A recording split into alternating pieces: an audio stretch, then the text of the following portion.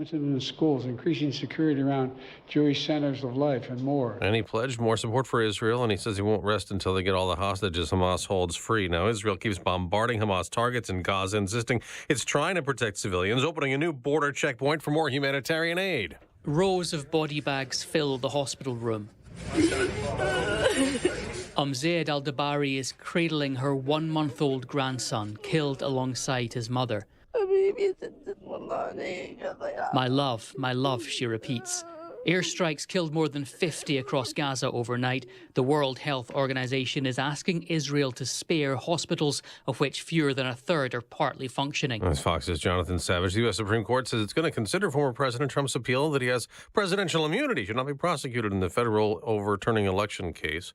An update on the Texas woman's attempt to get an abortion. The state Supreme Court has ruled against Kate Cox, who is seeking a medical exemption to the state's strict abortion ban because of a rare medical diagnosis, likely causing a stillbirth or the baby's death right after. But ahead of the ruling, the pregnant mother announced she was leaving Texas to get an abortion out of state. America's listening to Fox News. Good morning. It's 33 degrees in Chicago. In the AM 560 The Answer newsroom, I'm Nikki Whaley. President Biden will host a meeting with Ukrainian President Zelensky at the White House today. National Security Council spokesman John Kirby told reporters the meeting comes at a time when Russian forces are ramping up attacks on civilian infrastructure in Ukraine. Zelensky's visit comes at a critical moment in negotiations for emergency aid to Ukraine. Some residents in Chicago's Little Village neighborhood are opposing the city's plan for a migrant shelter in their community. The proposed site is a vacant CVS store at 27th and Pulaski. Some people claim that they have safety concerns and also would prefer that the resources be used to address the needs of the residents who are homeless or veterans. And the first phase of the huge $150 million construction project on the Kennedy Expressway is done. All inbound lanes and ramps were fully opened Sunday morning, and this commuter was absolutely elated. It's going to be way faster to get to work. I'm not going to have to be waking up early, less traffic. It's going to be helpful. Phase 2 of the project is expected to get underway in March with a focus on the Kennedy's express lanes. This report is sponsored by Lowe's. Save big every day during our 25 days of deals at Lowe's. Save $100 on select Masterbuilt vertical smokers. Shop in store and online because Lowe's knows deals every day, valid through December 13th while supplies last. A check of the roads coming up in 2 minutes on AM 560 The Answer. The Dennis Prager Show. The issue was not, do we allow this person, if this person now looks like and acts like and takes a female name? It's none of our business. Fine, do what you want. It is the matter of, shall we protect girls in female sports? If this is okay with you, then why do we have girls' teams? The Dennis Prager Show. Weekdays at 11, right before Charlie Kirk at 1 on AM 560. The Answer. Do you have a home remodeling project you'd love to get done? This is your opportunity to lock in this year's pricing with Chicago's Design Build Dream Team. Forever Remodeling is now offering exceptional savings. Simply sign on by December 31st to avoid any price increases next year. At Forever Remodeling, their expert designers and installers will turn your dreams into reality. Act now and you'll not only protect yourself from future price increases, but also beat the rush and secure a preferred spot in their schedule. Call 847-809-3355 or visit foreverremodeling.com. Highly skilled to design and build. When you're in the market to buy or sell a home, commercial property, or even vacant land, let attorney Susan J. Kim step in. She's reliable, responsive, personable, and extremely thorough when helping you deal with an otherwise stressful transaction. Attorney Kim leads with her values and is committed to providing legal services with excellence. To contact Attorney Kim, visit sjkimlaw.com. That's sjkimlaw.com. Whether it's drafting agreements, negotiating contract terms, or closing on a property, attorney Susan J. Kim can do it all. Over 10 years of experience and her wealth of knowledge tackling complicated legal negotiations and breaking them down into a smooth, easy-to-understand process is what she does best. So let attorney Susan J. Kim step in. To schedule your legal consultation today, visit sjkimlaw.com. That's sjkimlaw.com or call 847-906-3166. Susan J. Kim, attorney at law, is a state of Illinois licensed real estate attorney.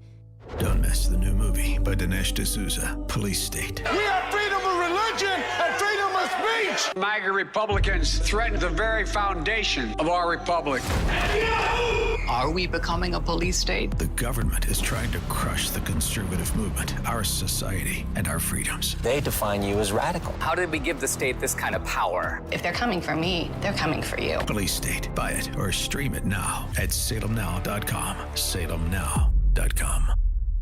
Hi, this is Randy Donnelly from Donnelly Auctions in Union, Illinois, here to tell you about our upcoming gun and ammo auction on Saturday and Sunday, December 16th and 17th. All guns sell on Saturday, December 16th. You can view them all online now at DonnellyAuctions.com or at our auction house in Union on Friday, December 15th. Sunday, December 17th features thousands of rounds of ammunition of all calibers, as well as reloading equipment and a selection of fishing and hunting gear. This is a live auction that you can attend in person or bid online from the comfort of your home. State and federal gun laws apply. Donnelly Auctions is a federal licensed firearms dealer, so you can always be assured that buying or selling at Donnelly's is safe, legal, and confidential. We're located just 45 minutes northwest of O'Hare Airport, just off I-90. Go to DonnellyAuctions.com for full details. That's DonnellyAuctions.com. I'm Randy Donnelly, and I'll see you at the auction on December 16th and 17th.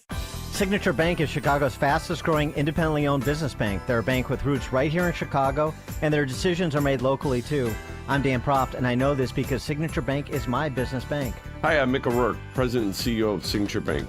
We'd like to wish you happy holidays from our Signature Bank family to your family. Signature Bank helps local businesses succeed. Let Signature Bank turn your business vision into reality this holiday season. Visit signaturebank.bank, member FDIC, equal housing lender.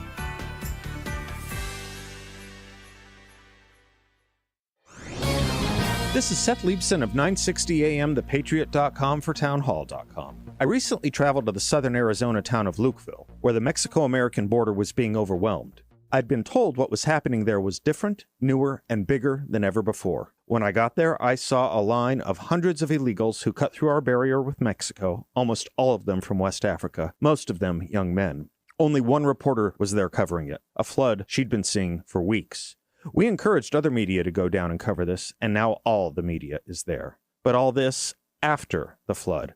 And Katie Hobbs, the Arizona governor, woke up to say she'd send in the National Guard if the situation didn't improve. It hasn't, and she won't. The Biden administration continues to tell us the border is secure. It isn't, and neither are we. We are witnessing an epic failure of governance, the first violation of leadership, protecting our sovereignty. I'm Seth Leibson. Publicpolicy.pepperdine.edu. Now, your official weather forecast. Today, mostly sunny. Our high today at 38. Partly cloudy tonight, low 24. A sunny day tomorrow, the high at 39. Clear skies tomorrow night, low 27. Sunshine, warmer Thursday, the high 46. I'm Steve Williams on AM 560, The Answer. Get the latest weather, traffic, and news updates online at 560theanswer.com. This is Mark Curran. For over 30 years as a prosecutor and a sheriff, I've spent my entire career fighting for the injured and most vulnerable. And I continue those efforts now as a trial lawyer. Many of the lawyers I face in the courtroom today are on the side of the abortion industry, as well as many other intrinsic evils. Martindale-Hubbell, the agency that rates attorneys, has given me the highest rating for both ethics and ability. I'm a former county, state, and federal prosecutor, as well as a 3-term sheriff. I'm also the host of the popular program Cross-Examination on Catholic Radio. If you want a trial lawyer with the highest credentials and ability who will not support the evil agenda destroying America, then call me at 847-721-3189 or go to markcurranlaw.com. That's Mark Curran, C-U-R-R-A-N, law.com. 'Tis the season for something fun to do with your crew. Load them into the family truckster and head to Gobert's Farm in Pingree Grove, where there are 2 separate light shows for families to experience and love. The Gobert's Christmas Drive-Thru Light Show is open now and sure to dazzle. A perfect outing for friends, family, or a cool date night. Take in the wonder of it all. Watch the lights blink and dance to choreographed music while you drive through the path. Dancing penguins, falling snowflakes, reindeer running through the field, a tunnel of lights, and more kick off your perfect Christmas adventure. The Larson Christmas Light Show you know and love from Campton Hills is on the Gobert's Farm. Enjoy 30 minutes of spectacular lights, special effects, and surprise character appearances. Enjoy both Christmas light shows in one night. Pricing for both shows is per vehicle, and online tickets are required. All forms of transportation are welcome, including limos and party buses. Tickets, pricing, and hours are online at Goberts.com. Enjoy the holidays at Gobert's Farm in Pingree Grove, Illinois. Napleton Mazda of Naperville would like to invite you to come in for a test drive during the Season of Inspiration event going on now through the end of the month. Take advantage of remarkable savings like 0% APR financing for 60 months on a brand new 2024 Mazda CX-5. Save on over 700 new Mazdas at Napleton Mazda of Naperville and napervillemazda.com. Offer to qualified buyers through Mazda Financial Services. 0% APR equals $16.67 per $1,000 finance. Expires 12/31/23. If you're self-employed and purchase your own health insurance, I have some great news. From now until January 15th, the health insurance exchanges are open again. And even if you've never qualified for a health insurance subsidy before, you most likely will now. The American Rescue Plan expanded subsidy eligibility to millions of Americans who have never qualified before, even to those with high income levels. And this year, you can purchase a multi-state PPO policy, which includes access to Northwestern Medical Group, as well as other teaching hospitals around the nation. Employers who provide small group coverage also have new options, and so do seniors looking for Medicare supplement coverage. Call me. I can help. If you're tired of calling a bureaucrat at an 800 number to help you navigate Obamacare, then you need a local expert on your side. C. Stephen Tucker from healthinsurancementors.com is someone I know and trust.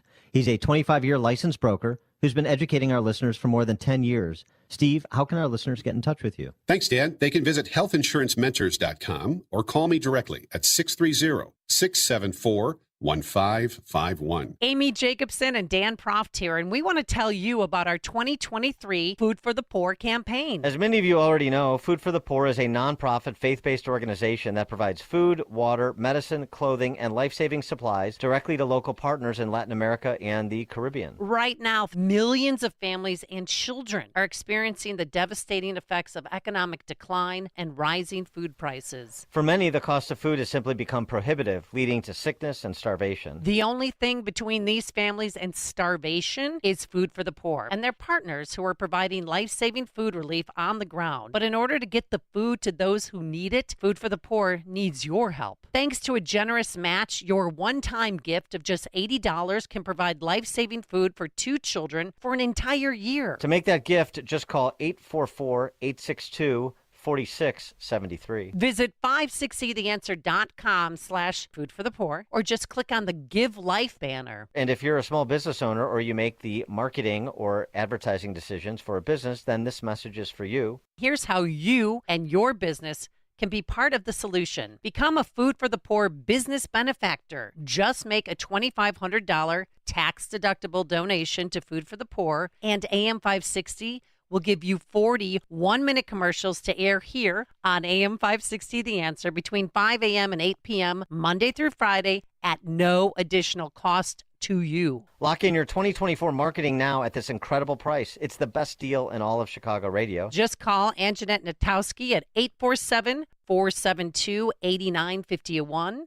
Again, that's 847-472-8951. One more time, 847-472-8951, or go to 560theanswer.com/foodforthepoor. And thank you so much in advance for your generosity. Hi, I'm Henry Winkler. My eyes are very important to me. My eyes connect me with things I love. I loved my late father-in-law dearly. He always lit up a room, but his vision dimmed with age. He had age-related macular degeneration, or AMD. And since partnering with Apellis, I've learned there's an advanced form of the disease called geographic atrophy, or GA. His struggle with vision loss made me want to help others know about GA's warning signs. For some, straight lines seem wavy, like when looking at a door frame. For others, blurry or missing spots can make it hard to read or see loved ones' faces. Many have trouble seeing in low light, making driving at night difficult. GA gets worse over time and cannot be reversed. If you've been diagnosed with AMD and notice vision changes,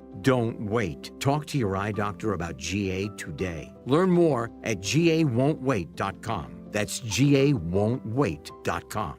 It seems like everyone is on a complicated diet these days. Gluten-free, keto, metabolic, sugar-free.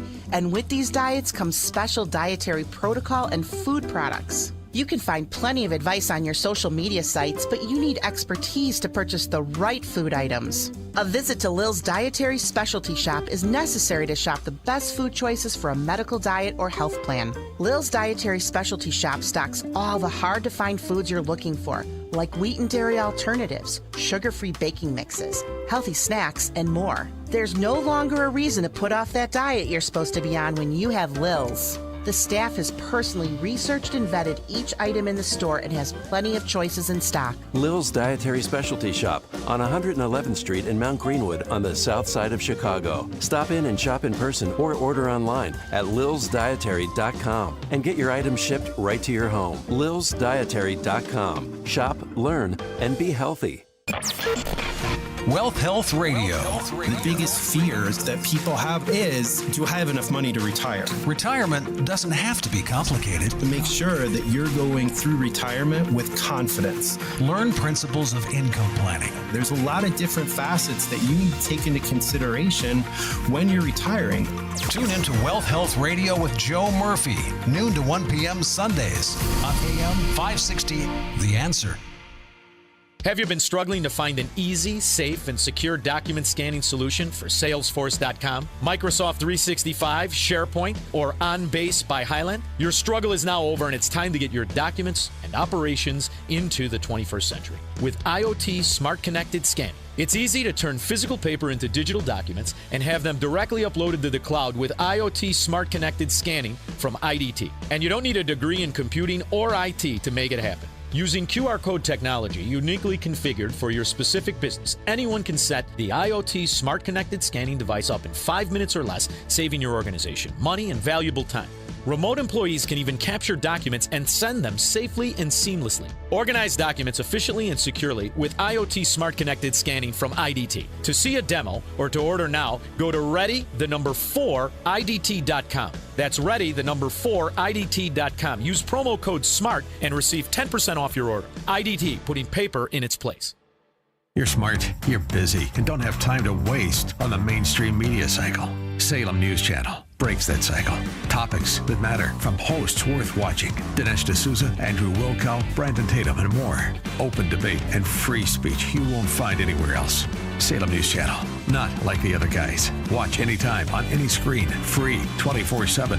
Find everything you need to know at snc.tv. That's snc.tv.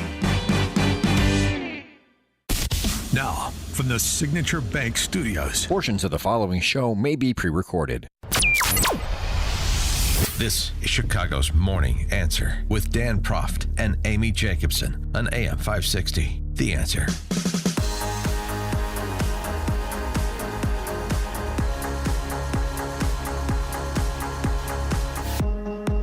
Top of the morning, Dan and Amy. Amy will be here shortly. I think those pro-Hamas protesters have shut down the Kennedy again or something. Anyway, we did a little bit of a COVID update yesterday because there are matters to update and because Senator Rand Paul has been on a recent rampage against Tony Fauci. And nothing like Mr. L'État c'est moi, I mean, I am the state, I am science, Tony Fauci, to walk right into that Rand Paul buzzsaw. This BBC interview that he gave to KDK, where he's, let's get, behind the scenes. Who is Tony Fauci? Who is Mavis Johnson? What makes him tick? All the rich nuance of Tony Fauci, the man, not just Tony Fauci, the vanguard against infectious disease, right? So Tony Fauci on his faith in something other than Tony Fauci, that was the question. But, of course, all roads lead back to Tony Fauci. Take a listen. There's Dahlgren Chapel where Chris and I were That's were where you were married. married, right? Yeah. It's beautiful. Yeah, it's really nice. Do you still go there? Do you No. you don't practice No, anymore, do you? I don't, no. Why? A number of complicated reasons. Go on. We have a whole corridor. First of all, I think my own personal ethics on life are, I think, enough to keep me going on the right path. And I think that there are enough negative aspects about the organizational church that you're very well aware of. I'm not against it. I identify myself as a Catholic. I was raised, I was baptized, I was confirmed, I was married in the church. My children were baptized in the church. But as far as practicing it, it seems almost like a pro forma thing that I don't really need to do. 312-642-5600, turnkey.pro answer line. 64636DA, turnkey.pro text line. Tony Fauci has evolved beyond Catholicism. I mean, what do you need God's grace or the first commandment for when you have Tony Fauci's celestial ethics? Obviously. This guy's serious. Although it shouldn't be surprising, because we've been here before. Perhaps the last person to most closely approximate the deification by the D.C. press corps of one of our political gods would be Barack Obama. And I couldn't help when I saw that clip of Fauci from that interview thinking of Barack Obama. And when he was asked his definition of sin, do you remember the answer he gave? Sin is something that is out of alignment with my values. I just find it so humorous. The hubris, the otherworldly hubris, so humorous. You know, who needs Christianity or any other faith tradition when you have me and when I have me? Something that is out of alignment with my values, because I'm the truth. So if it's out of alignment with my values, it must be sinful. What do I need the Catholic Church for? I have my personal ethics. Personal Jesus there, Depeche Mode. Tony Fauci. Don't need to go. Don't need to practice. You know, the other thing about that statement that strikes me is just what an intellectual lightweight Tony Fauci is. Oh, sure, he can offer all sorts of industry jargon with respect to infectious diseases and particular drugs. He has specific knowledge about a very narrow area of human existence. But he gives the pat answer that a lot of well, let's just stick with this. Catholics, in this case, give, oh, because of the church's prior bad acts, I'm no longer a Catholic. Being a Catholic is about the faith, not exclusively and even primarily the man-made organization that is supposed to be the keeper and propagator of the faith, right? Priests are human beings, so they're fallible people. They're sinners too. And this is not to excuse any bad act or bad actions that occurred within the church. And there's no need to relitigate it, just as Fauci glossed over it. I don't need to explain to you. You know, everybody knows. Well, everybody knows a lot of the evil that occurred in the church. Man is inherently evil. That's just in. But to say I don't need to abide my faith because of prior bad acts that occurred in the church and in combination with my superior ethics, I mean, that is just an astounding statement. I find, even when I can't really say I'm honestly surprised that Tony Fauci believes that. I am Mr. I Am Science. But it's just still astounding that people can say that. I mean, this is how distorting the press corps is, the adulation is, with all the covers and Tony Fauci hero and Tony Fauci most respected man in the Western world and so on and so forth. And yet here's the other side of the discussion on Tony Fauci. Again, Rand Paul over the weekend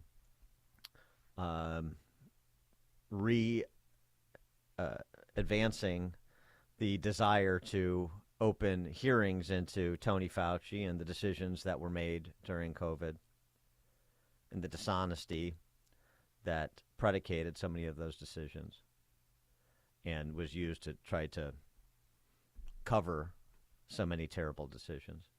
If only the American people, in their good judgment, would give Republicans control of the Senate again next year, since we missed that chance in 2022. And we have Anthony Fauci on record as saying that even if a pandemic occurs, even if a gain-of-function research infects a scientist and a pandemic occurs, that the knowledge would be worth the risk.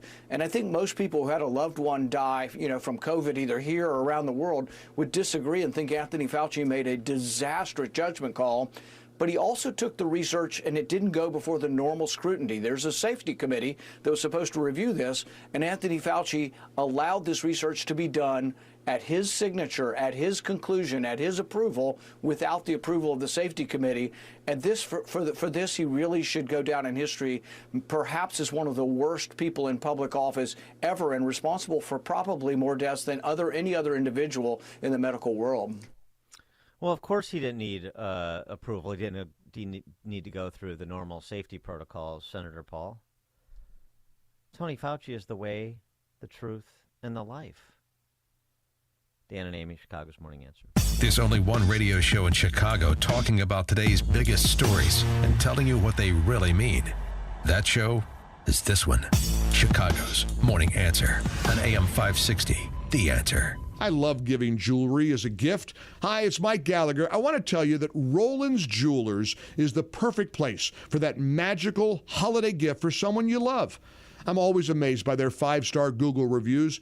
I love that they're family-owned. Hey, getting engaged? Well, Roland's Jewelers has a large selection of both mined and lab-grown diamonds at great prices. Choose from beautifully crafted engagement rings from designer Simon G. or Italian designer Roberto Coin, offering stunning diamond pendants and earrings. How about a Tag Heuer watch with cutting-edge technology?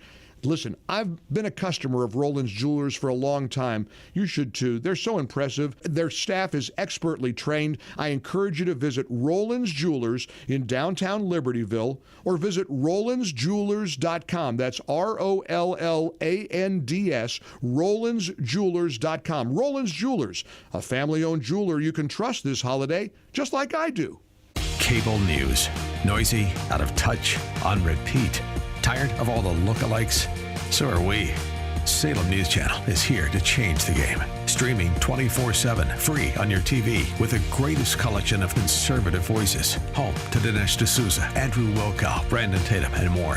Like you, we say what's wrong and what's right. Unfiltered and unapologetic. Salem News Channel.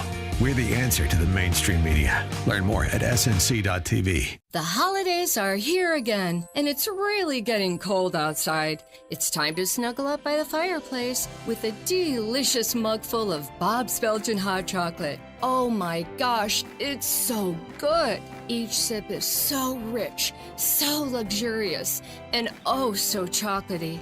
Bob makes his hot chocolate with 100% imported Belgian chocolate, and it's so easy to make. You just stir it into hot milk and voila! You just made yourself the best hot chocolate ever. You can buy Bob's Belgian hot chocolate mix and sticks online at bobsbelgianhotchocolate.com or visit us at Chris Kindle Markets at Daily Plaza, Wrigley, and Aurora.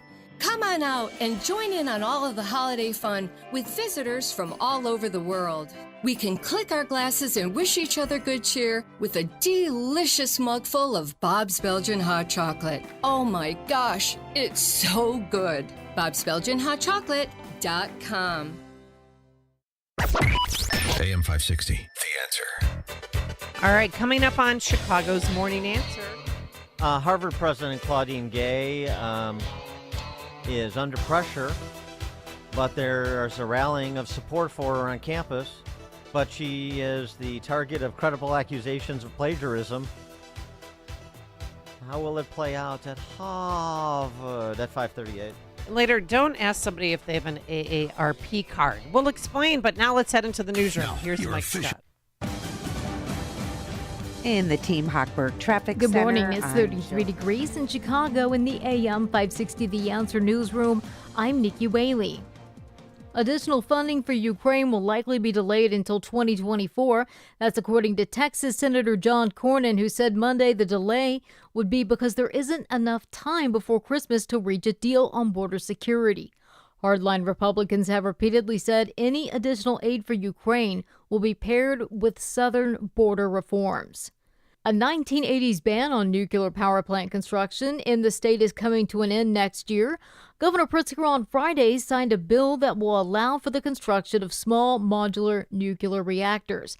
Illinois is joining a number of other states that have recently rescinded similar bans. The measure takes effect June 1st. And the cause of a residential building fire in Chicago's Woodlawn neighborhood is under investigation. The blaze started Sunday night in a 22-story apartment building in the 6400 block of South Stony Island Avenue. No injuries were reported. So far, it appears that the fire started in a trash chute. News is a service of the AM 560 Advantage. Membership has its privileges, including early access to event tickets, exclusive contest opportunities, and special members-only content. Join today at 560theanswer.com/join. A check of the roads coming up in 2 minutes on AM 560 The Answer. Charlie Kirk wants to keep an open mind. And if we want to win the country, do we want to just say, you weren't with us? No, hold on a second. I think repentance is a beautiful thing, if it's sincere. But when somebody acknowledges that they've been making a mistake and now I want to correct it, that sort of humility, I think it's a really great thing. The Charlie Kirk Show. Afternoons at 1, right before Sebastian Gorka at 3 on AM 560. The Answer. Here's something for all you gentlemen that haven't gotten your special someone a holiday gift yet. This Christmas, Pajamagram has your back with a deluxe gift set for that special lady in your life. This gift set includes the smooth satin nightgown and robe, plus a free satin eye mask, all wrapped in an elegant satin keepsake bag. That's 4 gifts delivered right to your door, ready to go under the tree. She'll love it. And what about the other wonderful women you'd love to spoil this holiday season? Whether it's your wife, sister, daughter, or your mom, Pajamagram has you covered. Go to Pajamagram.com and see all they have to offer, including luxurious velvet sets, cozy signature fleece sets, matching couple and family sets, and so much more. Make your gift even more special by adding a name or monogram to any of their personalized pajamas. Everyone loves pajamas, and a Pajamagram is the perfect way to treat someone to a little relaxation. Visit Pajamagram.com today. When you're serious about your concealed carry training and education and are ready to learn from an active police officer with a teaching degree, check out Illinois Concealed Carry Training in Midlothian. You'll learn safe, responsible firearm use, home defense planning, conflict avoidance, situational awareness, and how to remain physically, morally, and financially safe in the event you must use your firearm in self-defense or the defense of another. Weekday and weekend classes available. I'm Sergeant Gary Carr, police firearms trainer and the owner of Illinois Concealed Carry Training. We'll arm you with what really counts: knowledge and training. All concealed carry curriculums are not created equal. This may be the single most important decision you'll ever make for yourself and your loved ones. Choose between 3 and 16-hour classes that are available both weekdays and weekends. We are your one-stop for concealed carry classes, fingerprints, and legal defense plans. Register for a class today and get 10% off class fees with promo code AM560. Visit IllinoisConcealedCarry.com. That's IllinoisConcealedCarry.com. Exergen thermometers are a top choice of medical professionals at highly ranked hospitals across the U.S. Accuracy matters, so make Exergen the chosen thermometer for your home and family. Stuck in traffic? We've got the answer from the AM 560 Traffic Center. In the Team Hochberg Traffic Center, I'm Jill Urchak taking a look at the roads in Elmhurst. Crews still on the scene of a rollover at North Avenue and the Eisenhower. A heads up on that. On the inbound Edens, that remains wide open, Lake Cook Road to Montrose, and it is still moving quickly on the inbound Kennedy from O'Hare into downtown. No troubles going in on the Eisenhower from 390 into the post office at 23 minutes on in. Stevenson also moving quickly 355 into DuSable Lakeshore Drive. The inbound side of the Dan Ryan looks great, and no complaints along the Skyway, I-57, or the Bishop Ford. DuSable Lakeshore Drive is clear in both directions. As for the tollways, Tri-State, Jane Addams, Reagan, and the Veterans Memorial Tollway, all those moving along nicely as well. Traffic is a service of In Grace with Pastor Jim Scudder Jr., now heard on Sunday morning at 6:30 on AM 560.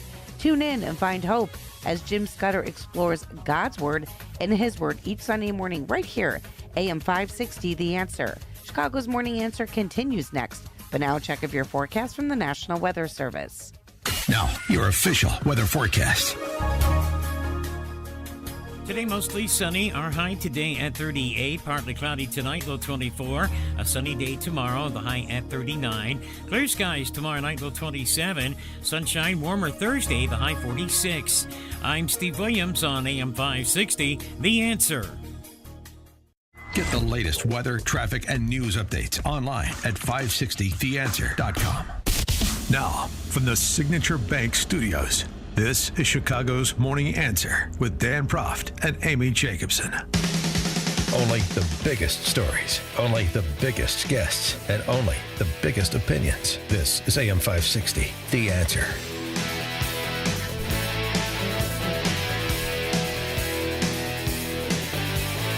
Top of the morning, Dan and Amy. More fallout from that disastrous testimony from the university presidents at Harvard, Penn, and MIT last week. As we talked about yesterday, UPenn's president, Liz McGill, is out. Will Harvard's president, Claudine Gay, the first black president in the history of Harvard, will she be the next to go? New allegations against Claudine Gay that have nothing to do with her testimony before that House committee last week, but everything to do with her academic record. Our friend Carol Swain, who is now emeritus, but longtime professor, early tenure at Princeton, then Vanderbilt. Carol Swain was on Bannon's podcast yesterday, more than suggesting, basically saying that Claudine Gay plagiarized from her book, Black Faces, Black Interests. Gay plagiarizing from Swain, the book that she wrote, Black Faces, Black Interests. And that's a problem. Yeah, it's a bit of a problem. Yeah. Yes, in 1993, I published a book, Black Faces, Black Interests, the Representation of African Americans in Congress. That book won 3 national prizes, was cited by the Supreme Court on 3 occasions, 3 different sites, and Library Choice magazine selected the book as one of the outstanding books of its year. And so that book, there was a sentence and also part of a paragraph where she used the word, but she did not put quotation marks around it. And there were other people, Frank Gillian, I believe, and another political scientist whose work was also borrowed from. And I personally, I could be more willing to forgive that. Maybe that was a mistake, but I'm more concerned that her whole research agenda that earned her tenure at, I believe she was at Stanford first, and then she was hired and promoted to full professorship at Harvard. It really builds on my research, and she does not acknowledge that. In her articles, she has a whole list of people's of citations, but she doesn't really acknowledge the fact that she's trying to refute my work. She's trying to build on my work. It's like her whole research agenda came from Black Faces, Black Interests, and the impact of my work. And I believe that her committee and the reviewers and the people who have pushed her along, they are as much to blame as she is. 312-642-5600, turnkey.pro. Answer line 64636. Type in DA, then a quick comment. Yeah, it goes a little deeper than that. And to Carol Swain's insinuation that Gay's academic record is a fraud, if this would have been properly vetted, she would have never been made a professor at Stanford. She would have never got tenure. She would not be the president of Harvard University. But anyway, Washington Free Beacon reports in 4 papers published between 1993 and 2017, including her doctoral dissertation, Gay paraphrased or quoted nearly 20 authors, including 2 of her colleagues in Harvard University's Department of Government, without proper attribution. And this is in addition to examples that were publicized by Manhattan Institute's Christopher Rufo. The Free Beacon worked with nearly a dozen scholars to analyze 29 potential cases of plagiarism. Most of them said that Gay had violated a core principle of academic integrity, as well as Harvard's own anti-plagiarism policies, which state it's not enough to change a few words here and there.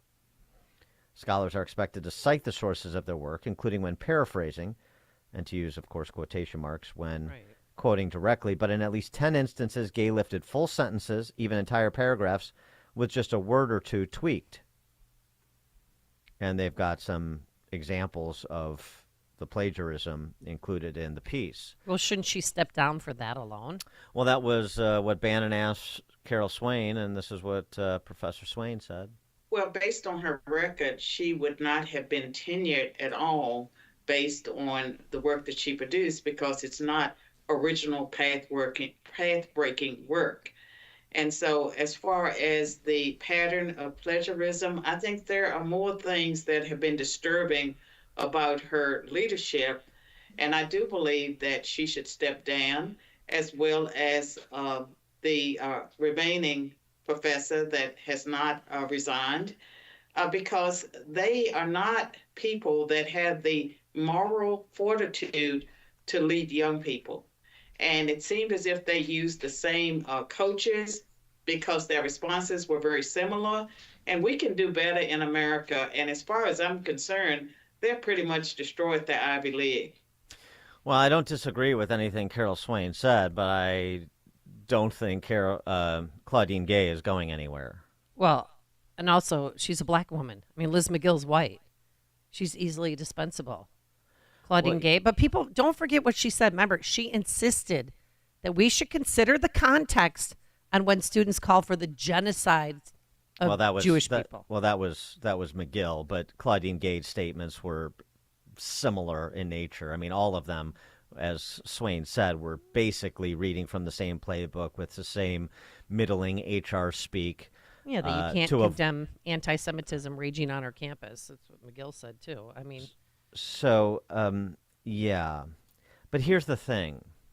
And Carol knows this. Carol Swain knows this, too. She's trying to appeal to Harvard's better angels. The problem is they don't exist. 700 members of the faculty and 800 black alumni of Harvard have signed a petition expressing unequivocal support for Gay. 700 faculty members, that's about a little less than a third of the faculty. And then all those black Harvard alumni as well, all those oppressed alumni from Harvard. Mm-hmm. See, the thing that is missing from the discussion is an acknowledgement that performance has nothing to do with Claudine Gay's presidency of Harvard. Adherence. And that's the same way with all of these institutions in government, in academia, in K through 12 education, to some extent even in the arts, and in corporate America. It is adherence, not performance. That's the metric. Are you adhering to the party line, as it were? Let me give you an example of Claudine Gay's adherence. This is a statement that she issued in 2021 about racism in America. I was happy to speak with moral clarity of sorts. I wouldn't call it moral clarity, but I would call it being unequivocal. Happy to speak on that with respect to racism and police-involved shootings. Can't quite bring herself to weigh in on calls for the genocide of the Jews, but when it comes to other matters, she's happy to weigh in no uncertain terms. Recent weeks have brought yet more devastating tragedies across our nation. The heartbreaking killings of Adam Toledo and Dante Wright, two young people who had so much of their lives yet to live, and the gut-wrenching testimony recounting George Floyd's final minutes, have focused this country again on the killings of African Americans and other people of color by police. The list of those whose names we know is long, and a full list would include many other names we do not know, and whose deaths did not occur in broad daylight, in full view of multiple witnesses, or with cell phone or body cams recording. No words can capture the hurt, fear, and anger and grief felt about these tragedies by so many in our community, across the country and around the world. It's appalling and unjust that people in our nation, by virtue of the color of their skin, face a greater risk of being killed in a police encounter if they are driving with an expired tag or a burnt-out taillight, if they make a rolling stop, if they somehow arouse a store clerk's suspicion, or if they are just coming home from a family dinner. The truth is, racism runs through the history of the United States and continues to have deadly effects on people of color in this country today. The truth is that our society is far from eradicating the evil of racism, whatever the verdict in the latest trial. We must stand against racism, commit ourselves to the unfinished work, blah, blah, blah.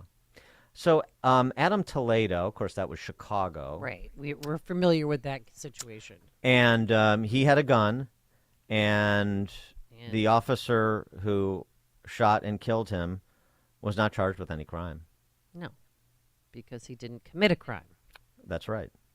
Dante Wright was the young man in Minneapolis who was inadvertently killed by a Minneapolis police officer who thought she was reaching for her taser, and she reached for her gun, and she didn't deploy a taser. She shot and killed him. Horrible mistake. It was negligent homicide. Yep. She was punished. There is not a single piece of evidence that suggests in any way it was racially motivated. He resisted. She responded. She responded with mistakenly and thus by implication excessive force, and she faced criminal punishment for it. But that was not an instance that supports the claim of systemic racism or police targeting young black men or black people generally. And by the way, I mean, just a point of order, I mean, Claudine Gay might want to take judicial notice of the scholarship, the actual scholarship, not plagiarized, of Professor Roland Fryer, an economist at Harvard, black gentleman, who looked at this question of disparate impact when it comes to police-involved shootings and black Americans. And despite expecting this, his characterization, despite expecting to be able to present evidence that there was some racist component, there was some targeting, there was some disparate treatment, he couldn't find any evidence looking at the actual data. And all these cases have one thing in common. They all resisted arrest at the outset. Yeah, but regardless of race. And so, again here, though, this is the accepted party line. This is what Claudine Gay is judged upon at Harvard. Not performance.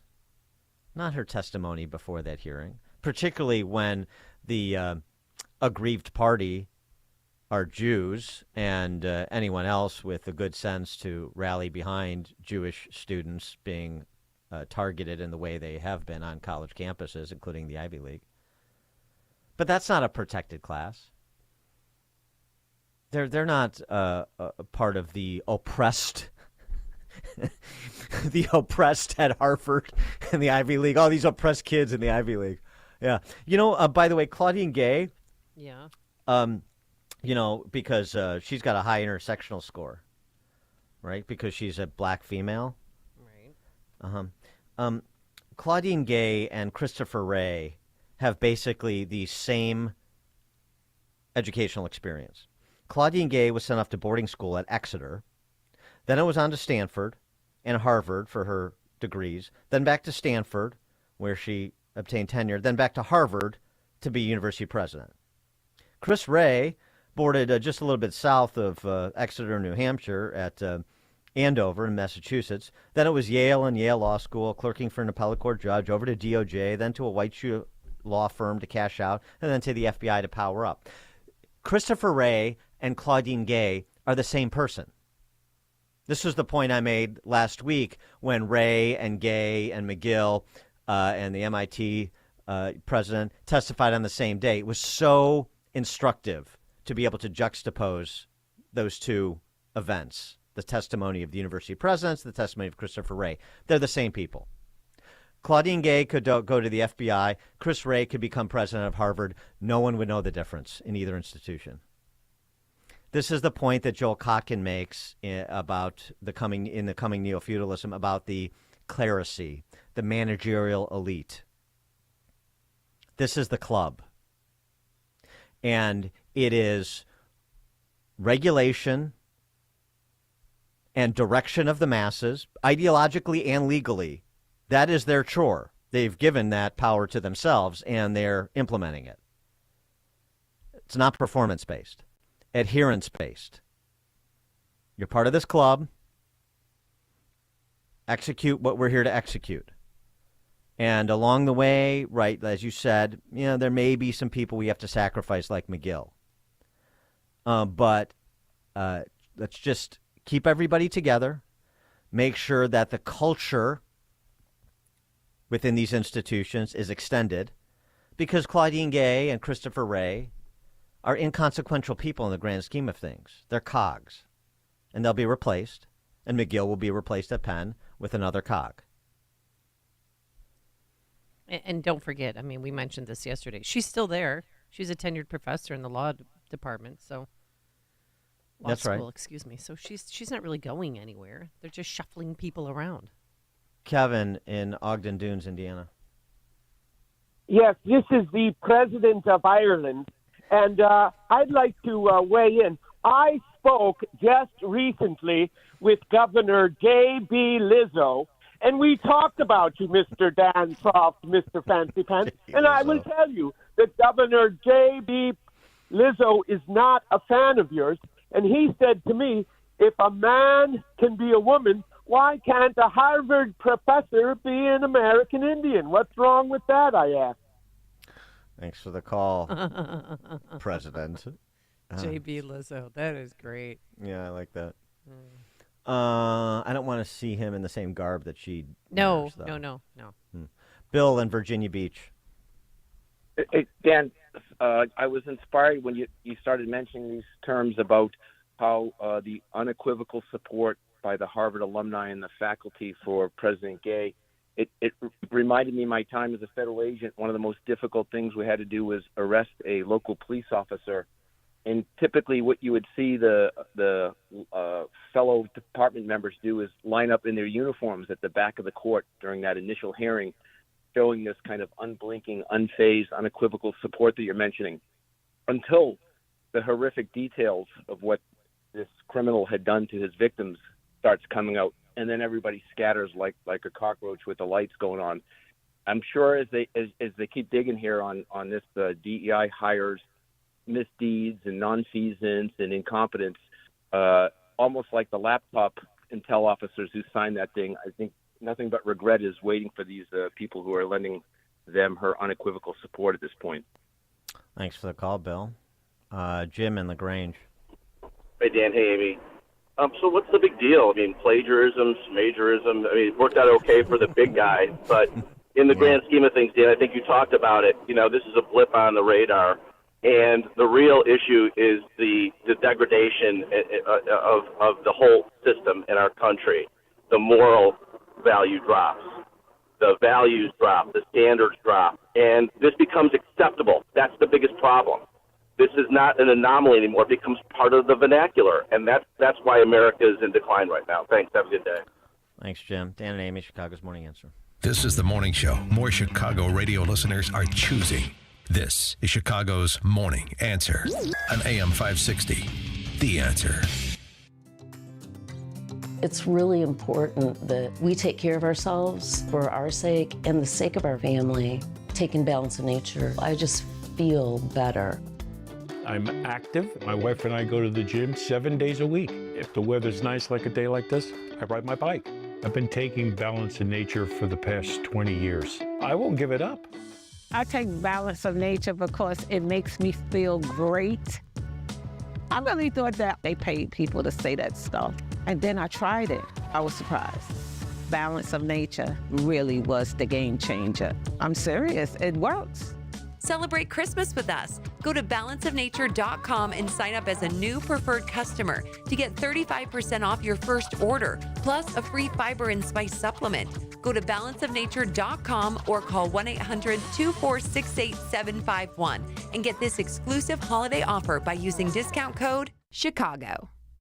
Amy Jacobson and Dan Proft here, and we want to tell you about our 2023 Food for the Poor campaign. As many of you already know, Food for the Poor is a nonprofit, faith-based organization that provides food, water, medicine, clothing, and life-saving supplies directly to local partners in Latin America and the Caribbean. Right now, millions of families and children are experiencing the devastating effects of economic decline and rising food prices. For many, the cost of food has simply become prohibitive, leading to sickness and starvation. The only thing between these families and starvation is Food for the Poor and their partners who are providing life-saving food relief on the ground. But in order to get the food to those who need it, Food for the Poor needs your help. Thanks to a generous match, your one-time gift of just $80 can provide life-saving food for 2 children for an entire year. To make that gift, just call 844-862-4673. Visit 560theanswer.com/foodforthepoor or just click on the Give Life banner, and thank you so much for your generosity. A great smile can make you feel happy and confident. So when you consciously conserve your teeth, that glowing smile will show through. At Best Dental Group, Doctors Economos, Guevalis, and their staff are ready to help you create that perfect look or maintain the one you have now. Along with general dentistry, Best Dental Group is a multidisciplined practice with an orthodontist, periodontist, and prosthetic specialists on site. They use the newest breakthroughs in dental technology, such as titanium implants, Invisalign clear braces, and laser treatments. Don't let fear get in the way. They can recommend sedation to make your experience as comfortable as possible. Best Dental Group is located in historic downtown Bartlett and is a multilingual office. Call 630-830-4930. That's 630-830-4930. Or visit bestdental.org. Best Dental Group, sharing your conservative values and helping you to conserve your teeth. Structural foundation problems? Permaseal can help.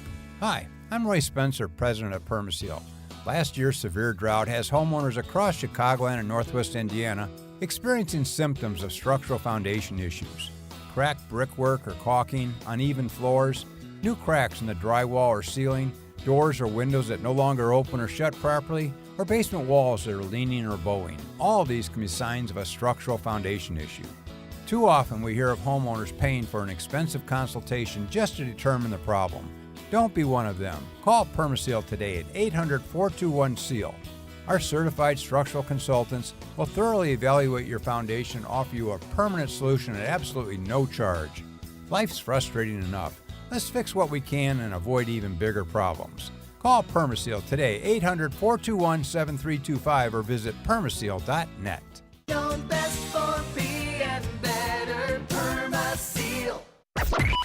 AM 560, The Answer. Hey, I've got something I need you to watch for me. Oh, what? I did watch The Fall of Minneapolis, by the way.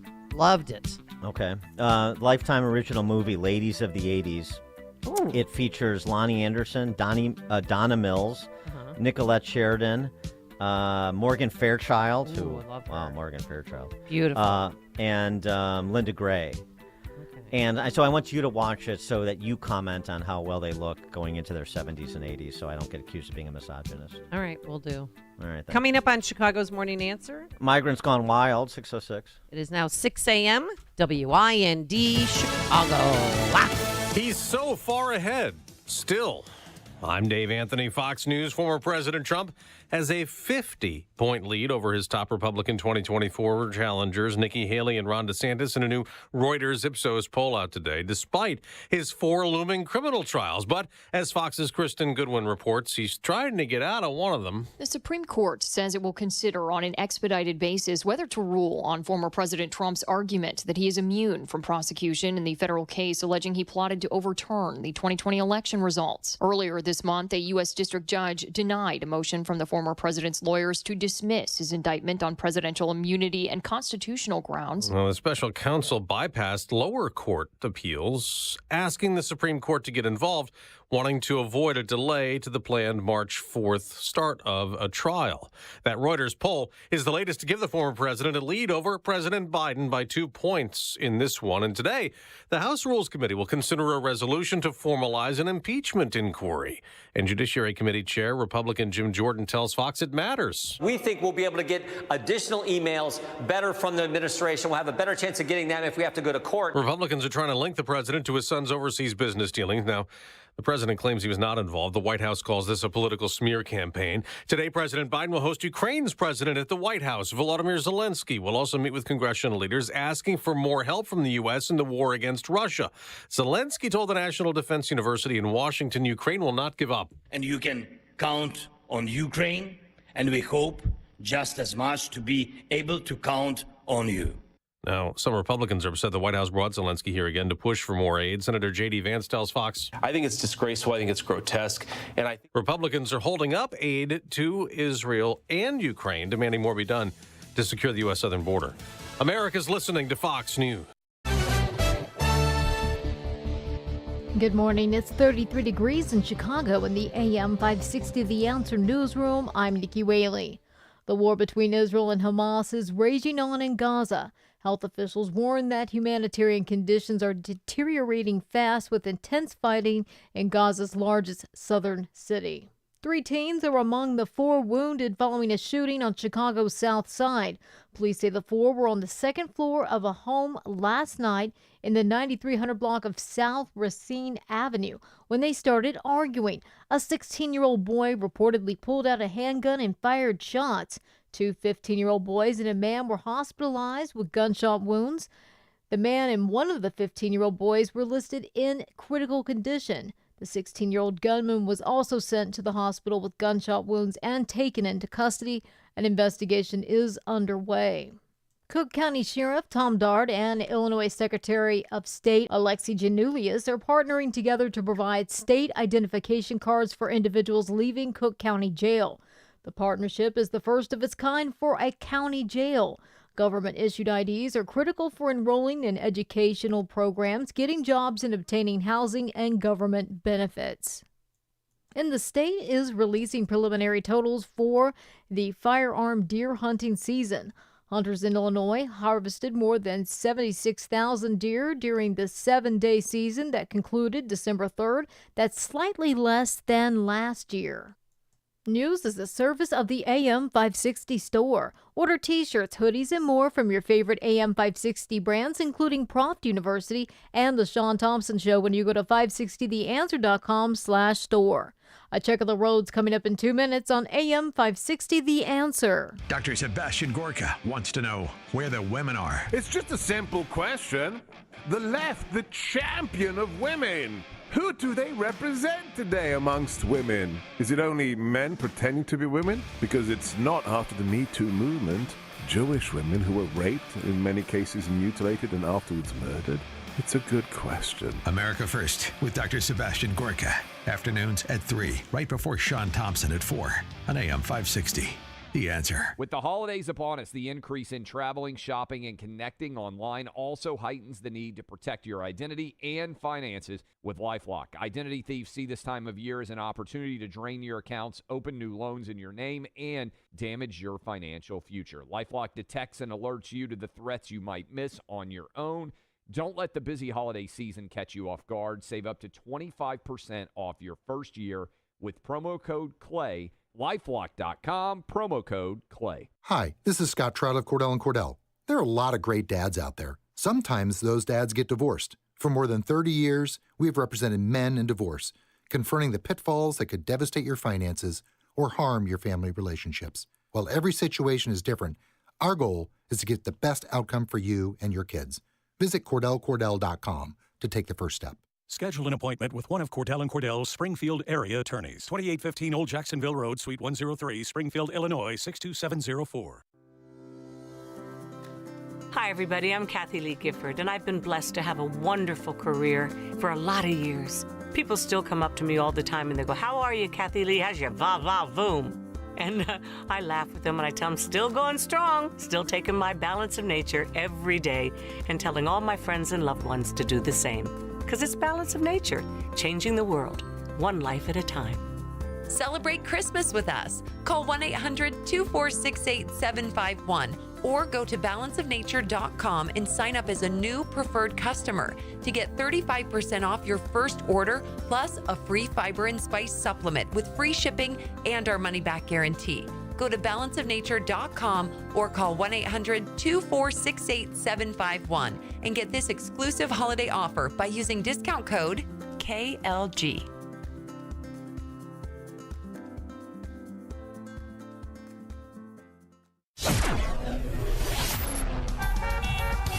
In the Team Hochberg Traffic Center, I'm Jill Urchak taking a look at the roads. It's still wide open going inbound on the Edens.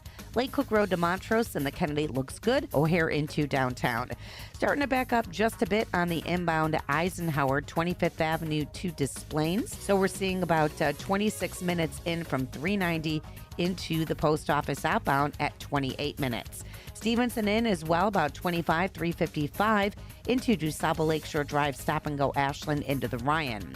On the inbound side of the Dan Ryan, 16 minutes, 95th on in.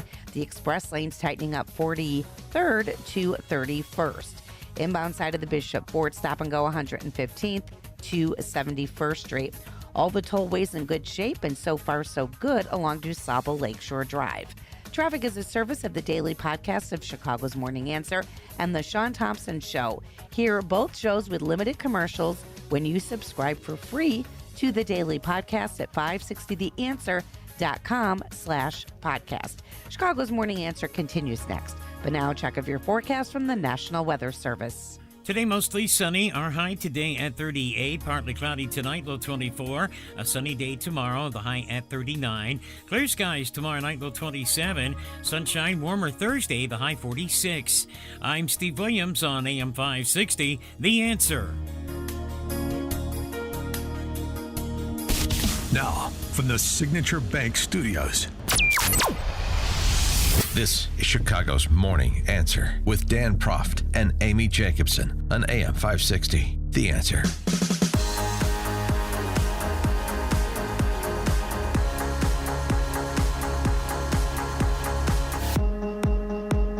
Top of the morning, Dan and Amy.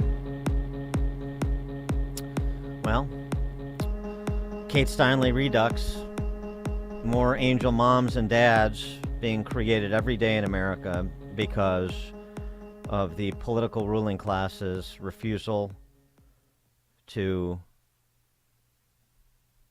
make sense of our border security, to do commonsensical things with respect to the provision of public safety for Americans, and frankly, even for people in this country illegally who are otherwise law-abiding. Of course, this comes to us from Texas, and the story of high school cheerleader Elizabeth Medina, who was stabbed to death and left in her bathtub by a person in this country illegally living in the U.S. on an expired visa. A 23-year-old was arrested Saturday on a capital murder charge in the killing of this 16-year-old girl from Edna High School. $2 million bond. Kate Steinle. Examples here. Jeannie Brady from Mahomet. Of course, Denny McCann our friend Brian McCann's brother, who was killed on the streets of Chicago, hit-and-run driver who fled, just finally, decade plus later, was extradited and from Mexico. And I guess that trial is still pending. Yeah, we've had him on the show, too. But that's no justice. No motive for the stabbing yet. Not sure if the alleged killer knew her or not, but regardless, he shouldn't have been here. He shouldn't have been able to kill her, and she's gone. 312-642-5600. Excuse me. Turnkey.pro answer line 64636. Type in DA, then a quick comment. And here locally, it's not something as serious, at least not yet, but I mean, it just speaks to what's happening. Last weekend, a Cook County judge ordered a Venezuelan migrant to remain jailed as a public safety threat after prosecutors accused him of showing up at a woman's doorstep with a gun. Because, we take crimes that involve guns very seriously. That's what Kim Foxx is focused on, crimes involving guns. That's why she doesn't have time to worry about Jussie Smollett or some of these, or people who steal less than $1,000 worth of other people's stuff and so forth. Shortly after midnight on December 2nd, Chicago police responded to a home in the 1500 block of West 64th after a woman reported a man banging on her door saying he had a gun. When they arrived, they saw him standing across the street from the woman's address. He tried to walk away, didn't get very far. They patted him down, found a loaded 9mm ghost gun tucked in his waistband. He told officers he got into a dispute with another migrant family while living in the Inglewood District Police Station, and his cousin left the firearm for him to use as protection. That's all well and good. That's not exactly how it works. So he was charged with felony aggravated unlawful use of a weapon. So what's the problem, Dan? I'm glad you asked. The judge in the case, the initial judge in the case, ordered him jailed to await trial a week ago Saturday. But then on Friday, another judge released him from custody with instructions to show up from court and stay out of trouble. Yeah, that's your Pritzker-Purge law in full effect. No electronic monitoring, by the way. Yeah. Interestingly, that release on the felony unlawful use of a weapon charge is despite the fact he has a misdemeanor battery case pending in the suburbs. Prosecutors say he hit a woman in the forehead at an Oaklawn motel on August 10th, failed to show up to court on November 16th. What? So he had a pending misdemeanor battery case in the suburbs. He didn't show up to court, and a Cook County judge nonetheless released him on his own recognizance on a felony UUW charge. That's Cook County. That's the Pritzker-Purge law. I mean, which, of course, Cook County had been applying de facto before it was the official law of the land of Lincoln. I mean, again, as we speak, we have 92 people out on electronic monitoring who have committed violent crimes, carjackings, attempted murder, rape. It makes no sense. You should be happy they're out on electronic monitoring. Oh, and so not at least just we on know their where own they recognizance. are. Well, to the extent to the extent that those monitoring those on monitors know where they are, we have no idea. And so, what's going on? Because, what's going on with the criminal justice system? That's self-explanatory. What's going on with the provision of lodging for migrants in Chicago? It's confusing. It's difficult to follow. It shouldn't be surprising that it's difficult to follow because when you have no plan and you're just flying by the seat of your pants on an hourly basis, it is going to be confusing to those watching and trying to figure out what is the plan. Well, there is no plan, so we're, making it up as we go along. Well, I could tell you 56 shelters are catering to migrants right now. And 5 of those include park districts. We don't know if there's going to be a migrant tent base camp deal or not. We still don't know. They took soil samples for that Shutter grocery store at 115th and Halstead, waiting for the results of those. Ponce de Leon, great explorer. Who's the face of all of this, by the way? She was at this Little Village meeting about the shuttered CVS that's being used as a migrant shelter in Little Village at 26th and Pulaski. She said this. At this moment, we don't have a firm commitment to open a base camp. It's still an option on the table, and we will continue to explore it. Maybe, maybe not. We don't know.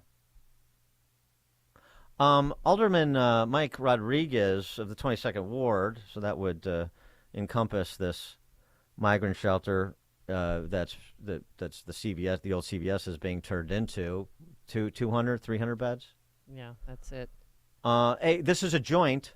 So again, I just to disabuse any who might have thought that, oh, the governor really stood up to BLM Brandon and he's laying down the law and this thing is getting organized and he's not on board with what's going on in the city and so on and so forth. The state of Illinois will be funding the sites. The city of Chicago will be operating, however, and it will be a part of the city of Chicago system. Right. I think what you had said earlier in the week, or maybe it was last week, Amy, that this is just Pritzker's desire to have this out of sight, out of mind. Right. So set it up in an old CVS. We don't need big, garish tent camps. No, because it'll make him look bad. And he doesn't want that because eventually he wants to be president. But also the DNC is in August. That will be here sooner than we know. And he doesn't want that look for Chicago. Well, you also have to figure it out between now and the spring, particularly as migrants are continuing to be bused, and particularly when the weather gets warmer in the spring into the summer, and people can, live on the streets, set up the tent camps in front of police stations and elsewhere, as they did previously. Something else, too. Such an eyesore. I don't know. It's unclear to me. But there's video concerning a warehouse in Pilsen. Oh, yeah. 2241 South Halstead, which has been one of the sites for migrant shelter before, but earlier in the fall, it was sort of advertised as sort of like the CVS, maybe a couple, 300 beds. There's a report, this is unconfirmed, but a reporter sort of basically more or less a civilian reporter, this guy, Ben Bergquam from Real America's Voice. He went and toured all the shelters over the weekend. Yeah. And he is suggesting, based on what he was hearing from people on the street, that this warehouse may have as many as 3,000 illegal migrants packed into it. That's what he suggested based on what somebody on the street said. Now, that's just hearsay, but it's a big warehouse. It is a huge warehouse. It's almost a city block long. But I don't know how wide it is, but I mean, who knows? But there's no windows, too, so you can't see in the place. Right. And it's one story, so. Well, the interesting thing, though, too, is so where's the action taking place? It's what I said before. In the majority Latino wards and communities, or those communities that have a significant Latino population. St. Bart's in Portage Park is another one. Identitarian politics. And I have to get this off my chest. At the Inn of Chicago, which is a block away from Michigan Avenue, they kick them out every day because room service comes and takes the sheets and, the maids come. Can't you do that yourself? I mean, they're not doing anything all day. You can't pick up your own trash. You can't launder your own sheets. It's such a racket. 3 meals a day. They get laundry maid service. Do they have access to the laundry room? I don't know. I mean, it's a hotel. I know, but they're still operating as a hotel, even though it's not a hotel. Those are not paying customers. Those are people that are sucking off the government. They are paying customers. We're paying. Yeah. And so we want them to have nice accommodations. You want to be called unwelcoming? You want to try and live that down? We have to play that soundbite. Clay in Libertyville. Yeah, no longer Clay in Downers Grove. Morning, Dave and Amy. Hey, I want to know where this Venezuelan migrant got a handgun, let alone bullets along with it. I'm trying to coach through one of my coworkers the process of trying to get a FOID card in this godforsaken state. And he is screaming about how this is absolute HE-double hockey stick for him. So I want to know how a Venezuelan migrant just goes and gets a handgun and bullets along with it. Because there's no way that thing was cheap if he bought it on the secondary market. And I really doubt he has a FOID card. Well, he Also, just doesn't. a reminder. Straw purchase, yes. He said. yeah. He said. The report was that his cousin left it for him. Oh. So that was- who was his that was really cousin? How did he get it? I don't know. Just a reminder, too, that AR ban is coming on January 1st. So I think they roughly have 0.04% is what they estimate the number of registered ARs is. So Right, I will yeah. chuckle along with that as well. Thanks, guys. Have a great day. Yeah, thanks for the call. Safety first. Right. Safety first. Clay with his sport rifle in Libertyville, a threat to the public order. The Venezuelan migrant who's banging on some woman's door with a loaded weapon that he can't legally own in this state, while facing a misdemeanor battery charge in the suburbs. You're free to go. No, we don't have any problem with you.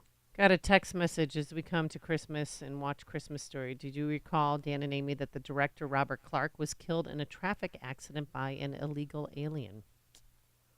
I did not recall that. Oh, interesting. Dan and Amy, asylum seekers have been scattered all over the country. Why not set up a dedicated temporary court, maybe Wrigley Field, and start the hearings? Have buses pre-staged to start sending them home when their asylum claim is proved to be a fraud. Well, why not? Because the political class in Chicago doesn't want to send them home. That's why not. Don't forget that. Don't forget that the starting point here is this is not a problem. This is an opportunity. That's what this political class is thinking. They see opportunity here, not a problem. They just need to figure it out. George in Naperville. Yeah, Dan, do you think they can use a big chunk of these migrants to protect our mayor so the police could do police work, and maybe they can wear wild uniforms like Gaddafi had, for his crew? Thanks for the call, George.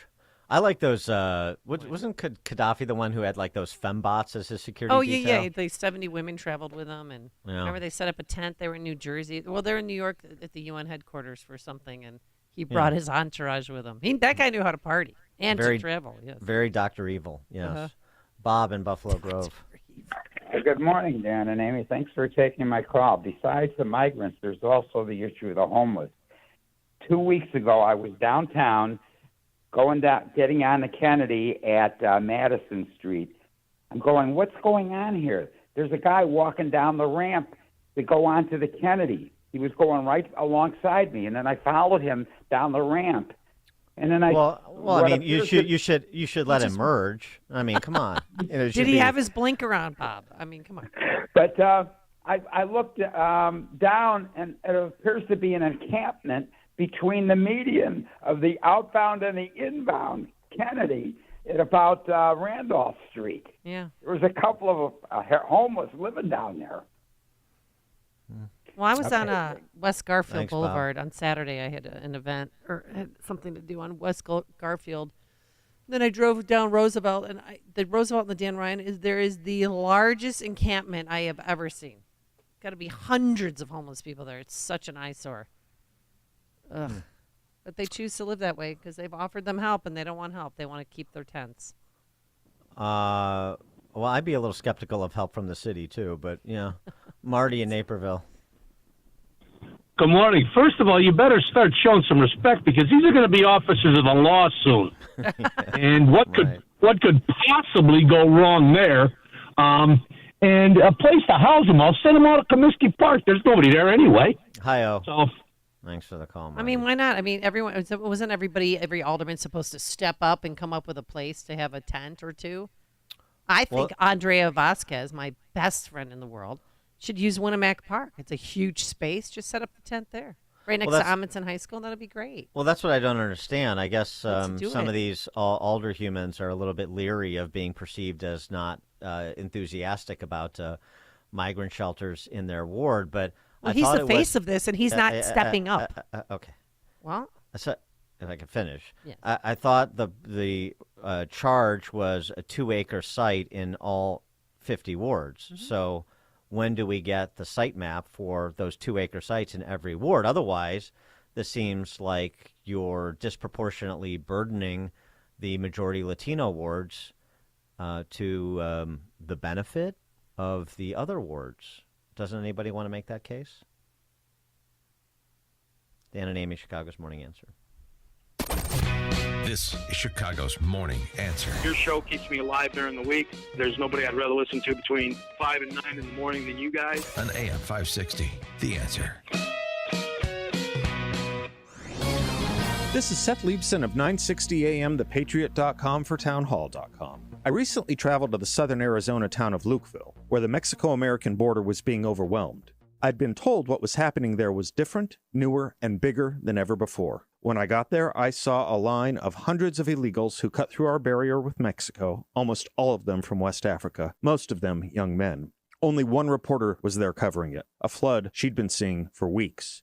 We encouraged other media to go down and cover this, and now all the media is there. But all this after the flood. And Katie Hobbs, the Arizona governor, woke up to say she'd send in the National Guard if the situation didn't improve. It hasn't, and she won't. The Biden administration continues to tell us the border is secure. It isn't, and neither are we. We are witnessing an epic failure of governance, the first violation of leadership, protecting our sovereignty. I'm Seth Leibson. Publicpolicy.pepperdine.edu. All right, we've got some updates with respect to our Business Benefactor Program as part of our Food for the Poor campaign this holiday season. Some new businesses have signed up for the Business Benefactor Program.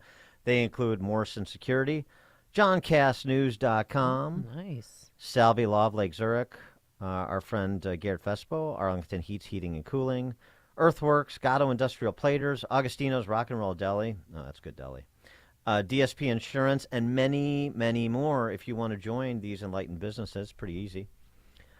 You make a tax-deductible gift of $2,500 to Food for the Poor, and we here at AM 560 give you, your business, 41-minute commercials to air on our airwaves in prime broadcasting hours, Monday to Friday, 5 a.m. to 8 p.m. It's a great marketing deal for your business, and at the same time, you'll be providing life-saving food for more than 62 children in Haiti for a year. To become a business benefactor, just call our general sales manager. Her name is Ann Jeanette. Her number, 847-472-8951. Again, that's Ann Jeanette at 847-472-8951. And every year this sells out. Why? Because a lot of people, are deciding whether or not to advertise, and this is the perfect time to do it. $2,500, tax deductible. You're helping people in need, but you're also helping elevate your business to the next level. We had David Kolsek from Turnkey IT come on. He started as a business benefactor. Tom Sadeka, Precision Payroll, started as a business benefactor. Arlington Heights Heating and Cooling. I mean, it goes. Tom Sadeka's a billionaire now, I believe. Yeah, $5 billion. Yes.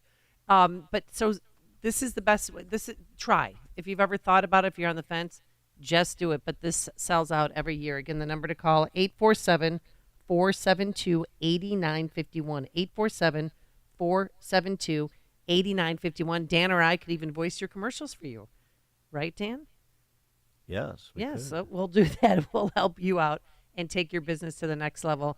And we thank you in advance for your generosity. Hi, my name is Peg. I'm a wife, mother, and grandmother.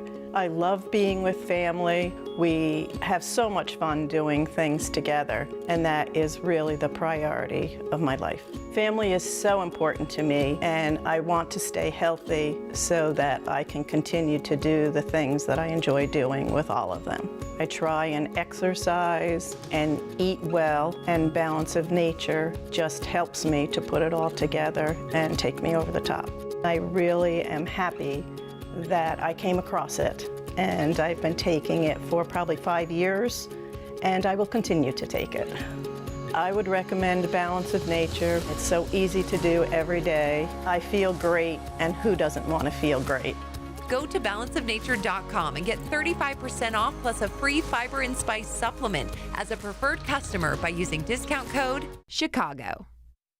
All right, cold floors. The problem is probably in your basement or crawl space. You need new insulation, and Permaseal can now help make your basement and crawl space warmer, and therefore your upstairs more comfortable. with their new product, PermaFoam Insulation. Permaseal can spray that insulating foam in under a day between your floor joists, which not only increases your energy efficiency, also helps stop insects, rodents. It's mold and mildew resistant. Save money and be more comfortable. Call Permaseal today to schedule a free evaluation. 800-421-SEAL, 800-421-7325, or visit permaseal.net. Permaseal, known best for being better. AM 560, The Answer. All right, coming up on Chicago's Morning Answer. The final frontier banning fat phobia at 6:36. Uh-oh. All right, Ro, you didn't tell me that was on the program today. I would have stayed home. But now let's head into the newsroom. Nikki Whaley in for Mike Scott, who's celebrating his birthday today. Good morning. It's 33 degrees in Chicago. In the AM 560 The Answer newsroom, I'm Nikki Whaley. U.S. officials are pushing for more humanitarian pauses in between the fighting of Israel and Hamas. National Security Council spokesman John Kirby said talks are ongoing to get more hostages out of Gaza and more humanitarian aid to Palestinian civilians. The Biden administration still firmly says they're against a general ceasefire in the conflict. The suspected Highland Park shooter is planning to represent himself at trial. Robert Cremo III's attorneys from the Lake County Public Defender's Office told the judge yesterday he wished to act as his own attorney. Cremo faces numerous charges for killing 7 people and wounding dozens more at the Highland Park 4th of July parade last year. A judge has set a February 26th trial date. News is a service of Health Insurance Mentors. Are you 65 or older and thinking about Medicare? Medicare done correctly will be the best health insurance you will ever need. Call Stephen Tucker today for free Medicare advice. Visit healthinsurancementors.com or call 630-674-1551. That's 630-674-1551 or healthinsurancementors.com. A check of the roads coming up in 2 minutes on AM 560 The Answer. Mike Gallagher is appalled by what's happening. Where are all the activists in the Me Too army? Why aren't women's rights advocates enraged about the brutality of these women? Could it be because they're Jewish women who were brutalized? Could it be that Jewish lives don't matter? Are you seeing what's going on in America? The Mike Gallagher Show, weekdays at 9, right before Dennis Prager at 11 on AM 560. The Answer. Dan Proft and Amy Jacobson here. And if you're a small business owner or you make the marketing or advertising decisions for a business, then this message is for you. Our annual Food for the Poor campaign is underway, and this year we're helping to raise money for children and their families in Latin America and the Caribbean who are desperate for access to food. Millions of people, including many children, are suffering during this season of economic decline, unemployment, and rising food prices. Here's how you and your business can be part of the solution. Become a Food for the Poor business benefactor. Just make a $2,500 tax-deductible donation to Food for the Poor, and AM 560 will give you 40 one-minute commercials to air here on AM 560 The Answer between 5 a.m. and 8 p.m. Monday through Friday at no additional cost to you. It's the best deal in all of Chicago radio. Just call Anjanette Natowski at 847-472-8951. Again, that's 847-472-8951. Or go to 560theanswer.com/food for the poor. Urgent Camp Lejeune settlement message. On September 6th, the government announced it will soon begin providing fast, guaranteed settlements to Camp Lejeune Marines, families, and civilians. Awards will range between $100,000 and $550,000, with an option for higher amounts. If you or a loved one spent time at Camp Lejeune and suffered cancers of the bladder, liver, or kidneys, leukemia, non-Hodgkin's lymphoma, Parkinson's, or kidney issues, you may qualify for compensation and could be paid within 60 days after accepting your settlement, with your VA benefits fully protected. You may be entitled to a significant financial award for your Camp Lejeune claim, but you must act now. Call the James Harris Law Camp Lejeune helpline now to get the compensation you deserve. We're already fighting for thousands harmed by the water at Camp Lejeune. Call now or you may forever lose your right to be awarded a settlement between $100,000 and $550,000. For your free evaluation, call 800-299-7878. That's 800-299-7878. 800-299-7878. The holiday season is right around the corner. Give the gift that's hard to wrap, but easy to give. Give them a Steel. Visit your local Steel dealer or go to steelusa.com/gift guide.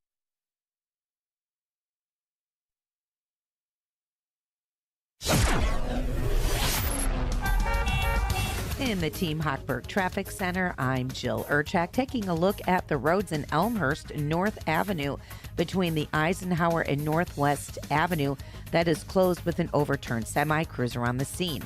Trouble-free conditions on the inbound Edens, and the Kennedy inbound not too bad. However, the inbound Eisenhower 32-390 into the post office, exit ramp closed on the off-ramp to North Avenue, and that is all due to an accident. Also an accident on the outbound Eisenhower at First Avenue, and that is taking out the right lane. Going inbound on the Stevenson, 28 minutes in from 355 to downtown. Inbound Dan Ryan at 15 minutes. Traffic is sponsored by Indeed.com. Halloween is over, but hiring is still scary. Indeed's end-to-end solution makes it easy to attract, interview, and hire candidates. Sponsor a job and instantly receive a short list of quality candidates whose resumes on Indeed match your job description.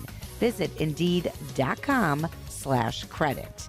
Chicago's Morning Answer continues next, but now a check of your forecast from the National Weather Service. Lots of sunshine for us today. Look for a high of 38. Partly cloudy tonight and a low 24. Sunny day tomorrow, the high 39. Clear skies tomorrow night, low 27. It'll be sunny Thursday, the high at 46. I'm Steve Williams on AM 560, The Answer. Get the latest weather, traffic, and news updates online at 560theanswer.com.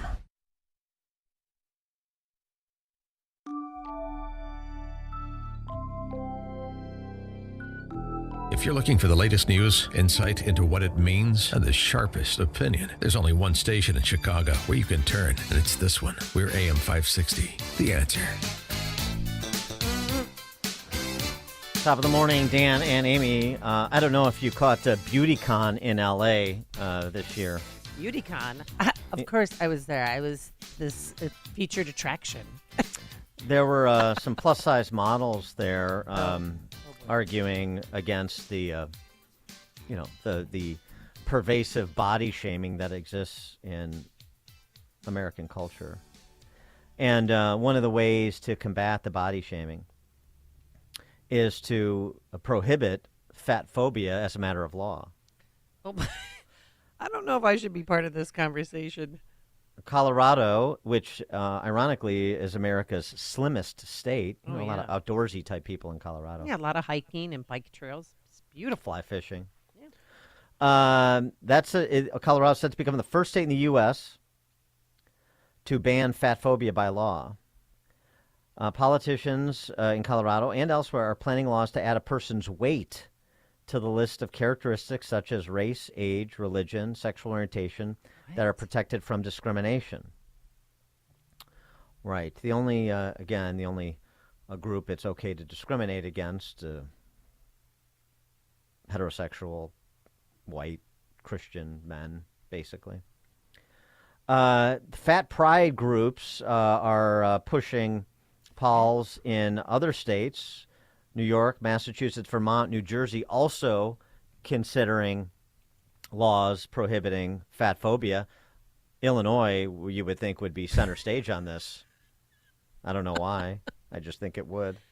Because our governor can't see his feet? Okay. Oh, no, that was, you know what? That was rude. That was rude.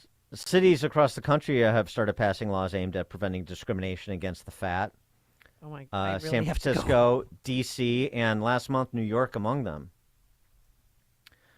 The drive for fat acceptance, they argue, more about ideology than health because, of course... 1 in 6 U.S. deaths are linked to obesity. 1 in 6. No, well, it's more about more about ideology than health, because conservative states that have the worst obesity problems in the country, like West Virginia and Kentucky, are having no luck with moving such laws prohibiting fat phobia. 312-642-5600, turnkey.pro. Answer line 64636. Type in DA, then a quick comment. Because I mean, I'm guilty of it. I admit it. My kids know it. Everybody knows. It's awful. I have a You problem hate with fat it. people. No, I don't hate them. I just work so hard You just want to them be in to, shape that I just to go want away. them.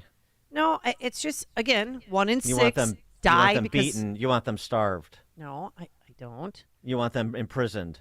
Well, my You want them put on an island, but not Guam because it could tip over. Exactly, or Jeffrey Epstein's island. No, my fat phobia grew during COVID because fat people destroyed my children's life, and probably anybody else out there, their kids or grandkids, because 79% of the people who were hospitalized who died from COVID or died were obese or morbidly obese.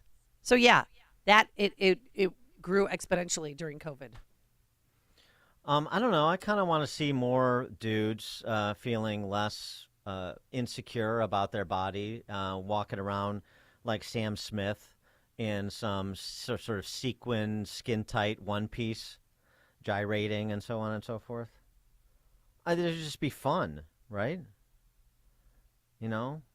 Oh my God! I'm looking at pictures from BeautyCon in LA. Yeah. Plus size model Tess Holiday. Yeah. That's not plus. That's plus. Well, there's 1+, 2+, 3+. What's the difference? It's sort of the same thing with gender fluidity, don't you think? Ooh. Yeah. So what's going to happen to me if maybe I go see a doctor about that I'm not celebrating fat pride. What about reparations for those who've been discriminated against because of their girth? Like everybody that has a BMI over 30 gets a free rascal, and we have to pay for it. Something like that. 312-642-5600, turnkey.pro answer line. Ew. I don't know. You know? They're called fat acceptance campaigners. Yeah, well, there's a lot of these plus size models are all over the place. I mean, in addition to in ads, but like the tabloids are always featuring that Ashley Graham. Is that her name? Who's that? She's a plus size model. She's not quite as big as that Tess Holiday, but she's definitely Tess plus Holiday. size. You know, I mean, big is beautiful. Who decided that? Why are we celebrating obesity? Obesity kills you. Leads to high blood pressure. You become diabetic. You might have organ failure. I mean, think of all that weight on your heart and your knees, like, carrying that all around. Just your natural physiognomy, I guess they would argue. And so, am I going to go to jail if I visit Colorado? Possibly. Yeah, possibly. You could be imprisoned, sent to a work camp. Set to, I don't know, be like a servant of Lizzo's or something. You know, do like one of those punishments like that judge in Ohio did to the woman that threw the food at the Chipotle worker. Yeah, what's 60 days working in a fast food. So like you would have to be like, you would do like 60 days having, well, in Colorado, but I mean, if we made it Illinois, if Illinois passed this kind of law, which I would think a state is enlightened in Illinois when it comes to bigotry, particularly against the big-boned, would be on this job. But you would have to, for example, like serve J.B. Pritzker lunch for 60 days. Oh, my God. But I have to tell you, I was big. Jabba the Hutt. I have been big. I was 180-something pounds. 180 pounds? No. After I had 2 babies back-to-back, Dan, and I yeah. was big. I had to go to Lane Bryant. You had to go to Lane Bryant? Big and tall store? No, Lane Bryant. That's for plus sizes. I'm not kidding you. I went to, where was I? Express or somewhere with my sisters, and nothing fit. So we went across the street to Lane Bryant, and I found clothes.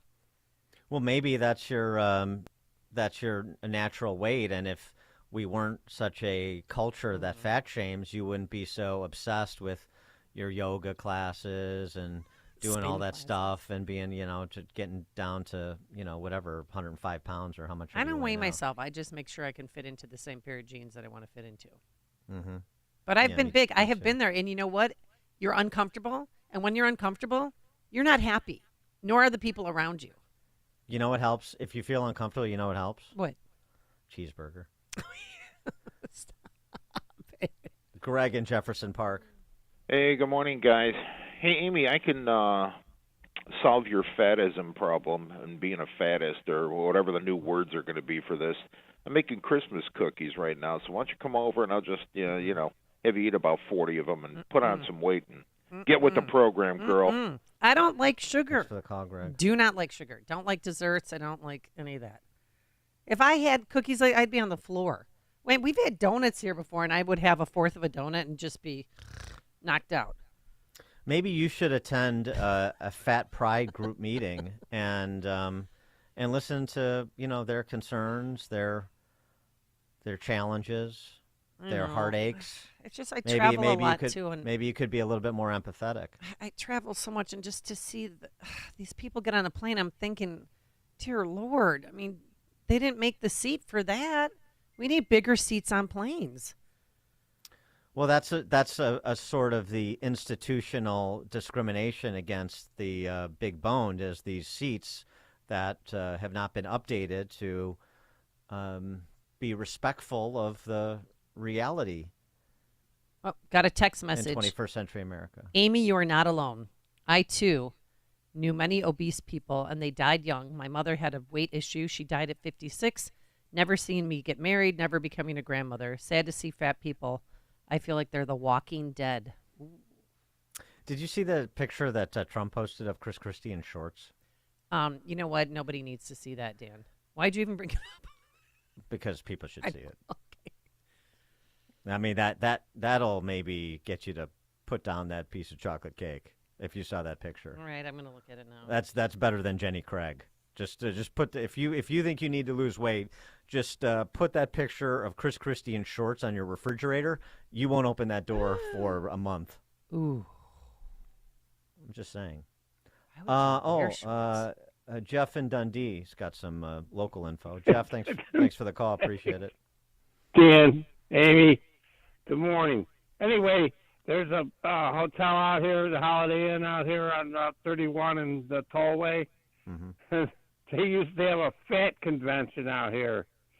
And they give away pamphlets on how to handle, your hygiene and so on and so forth. And one of the pamphlets was how to prevent yeast infections from your fat folds. I guess you got to lift them up and wipe them off. Oh, you do. No, you do. Or there's what's that cheesy stuff called? What is that thing? Yeah, you got to. I don't. Thanks for the call, Jeff. No, you have to clean those fat folds. I'm not kidding you. I mean, look, I take your word for it. I think Brandon Johnson's got 115 police. Pritzker has 115 manservants to clean all the gunk out of his folds. Gabby Schomburg, you're on Chicago's Morning Answer. You guys are taking my thunder. I was going to mention we should feel sorry for them because they're not going to be around long, so no need to pass a law. And then I was thinking how many people that Pritzker has to clean out his folds. He is rotund. He looks like he got even bigger. But anyhow, that's it, guys. Have a great day. I just don't understand. You're a billionaire a few times over. Why wouldn't you hire a nutritionist, start working out, or get the lap band surgery? Who ate through their lap band? Was it Bill Belichick or Chris Christie? Bill Belichick. Yeah, he had something done. No, I think I don't know. Christie may have. One of them ate through it. I think it's Chris Christie. Could he be. ate through his lap band. Chris Christie. I'm going to Google it right now. You see him in shorts. It looked like he ate through most of New Jersey. Bill and Waukegan, you're on Chicago's Morning Answer. Hey, Dan and Amy, thanks for taking my call. I just want to say that when I get on an airplane, I look for the biggest woman, especially when I travel transatlantic, that I can sit next to, just in case that baby goes down, because now I have not only a life preserver, but I have a raft as well. So thank you. That's very much. That's rude. Oh, now you're the arbiter of what is that's right not and funny. proper. Yeah. Well, it's bad when planes are running out of seatbelt extenders. Hey. Rick in Downers Grove. Hey, good morning. Hey, I'm always thinking of business opportunities, and Yeah. the one person that called about the, how you got to lift the fat to clean up underneath there. Well, you just take one of those drive-through car wash, and you just lay the person down. You strap her on her feet, hoist them up, and then let them go through because all the fat will go in the other direction, and you get everything squeaky clean. Holy Okay. cow. Wait, real quick. All right. When Chris Christie was married, he was thin. You got to see these pictures of him. He looks like a different person. And he did undergo lap band surgery, but he ate through it. Yeah, remember, But when he was a skinny Chris, wow. Didn't Leslie Stahl ask him, like, why you're so fat? And he said, like a 60 Minutes interview back in the day, and he said, I don't know, I'm hungry, and then I get hangry. He said, I don't know. If I knew, I'd do something about it. But you said, I don't know, When he was 50, he told Matt Lauer that he underwent surgery on February 16th before the President's Day holiday weekend, the lap band surgery. So that was in 2013. Ooh, 10 years ago. Well, right. There's a pill, there's a surgical procedure, and then there's these other dynamics at play, too.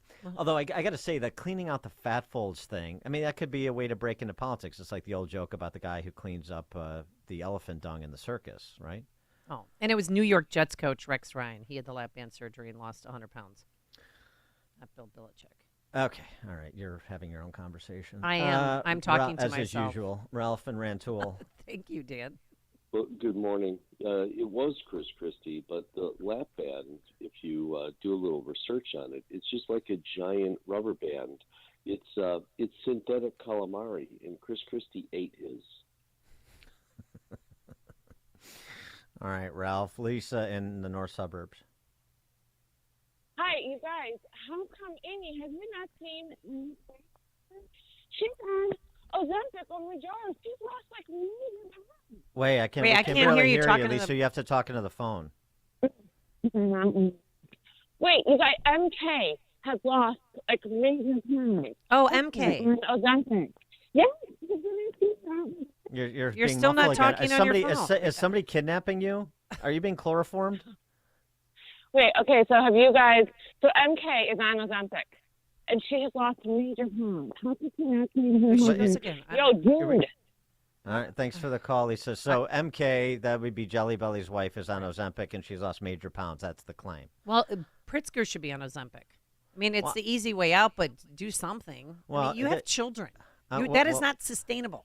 Okay, hey, Dr. Jacobson. Yes, sir. Do What? we have an understanding of the side effects of using Ozempic as a diet drug? I don't think we do. No. Wasn't Heather Locklear wandering around in a haze because she was all wired up on Ozempic and probably other things too? Yeah, Sharon Osbourne took it. She said now she can't gain weight, and she's near. Have you seen a picture of her? Oh my God! What about Katie Clarkson? Did she just lose a bunch of weight? Oh, she lost a ton of weight. I'm Well, sure how'd she do she's that? I'm sure she's on Ozempic. Well, how'd she do that? You don't know. I don't know. But she has lost at least, I bet, 50, 60 pounds so far. Jesse Jackson Jr. Remember Jesse Jackson that's Jr. got the right. lap band surgery, and he pretended it was through diet and exercise. He Yeah. lost 50 pounds over a weekend. Oh, yeah, remember diet and exercise. Yeah, okay. But all these skinny, you-know-whats in my neighborhood are on Ozempic, and their heads look weird because their body shrinks, but the head stays the same, and it just is the strangest look. The skinny male impersonators that are married to some of your friends. Jackie in Paw Paw, Michigan. Hi, guys. I'm a retired, I started as a stewardess, and then all of a sudden I was a flight attendant. I was back in the 70s and 80s. We had weight check. Flight attendants had to get on a scale 4 times a year. Yeah. And now I get on an airplane, flight attendants are fatter than the passengers. They can't get down the aisle. Yeah. Thanks for the call, Jackie. It's one of the great tragedies in American history, what Oh. happened to flight attendants between the 80s and the 21st century. I had a tranny the other day. Mm. I think Yeah. I sent you a picture of him. Not great. Her or him, whatever. But you know what? What bothers me? The dude had a skirt on and didn't bother to shave his legs. Okay, I think we need to elevate this conversation. Stay tuned for Frank's History Minute. Before you see it on TV, share it on Facebook, or read about it in the paper. Hear it here first. This is Chicago's Morning Answer on AM 560. The Answer. Dan Proft and Amy Jacobson here, and if you're a small business owner or you make the marketing or advertising decisions for a business, then this message is for you. Our annual Food for the Poor campaign is underway, and this year we're helping to raise money for children and their families in Latin America and the Caribbean who are desperate for access to food. Millions of people, including many children, are suffering during this season of economic decline, unemployment, and rising food prices. Here's how you and your business can be part of the solution. Become a Food for the Poor business benefactor. Just make a $2,500 tax-deductible donation to Food for the Poor, and AM 560 will give you 40 one-minute commercials to air here on AM 560 The Answer between 5 a.m. and 8 p.m. Monday through Friday at no additional cost to you. It's the best deal in all of Chicago radio. Just call Anjanette Natowski at 847-472-8951. Again, that's 847-472-8951, or go to 560theanswer.com/food for the poor. Hi, my name is Peg. I'm a wife, mother, and grandmother. I love being with family. We have so much fun doing things together, and that is really the priority of my life. Family is so important to me, and I want to stay healthy so that I can continue to do the things that I enjoy doing with all of them. I try and exercise and eat well, and balance of nature just helps me to put it all together and take me over the top. I really am happy that I came across it, and I've been taking it for probably 5 years, and I will continue to take it. I would recommend Balance of Nature. It's so easy to do every day. I feel great, and who doesn't want to feel great? Go to balanceofnature.com and get 35% off plus a free fiber and spice supplement as a preferred customer by using discount code CHICAGO.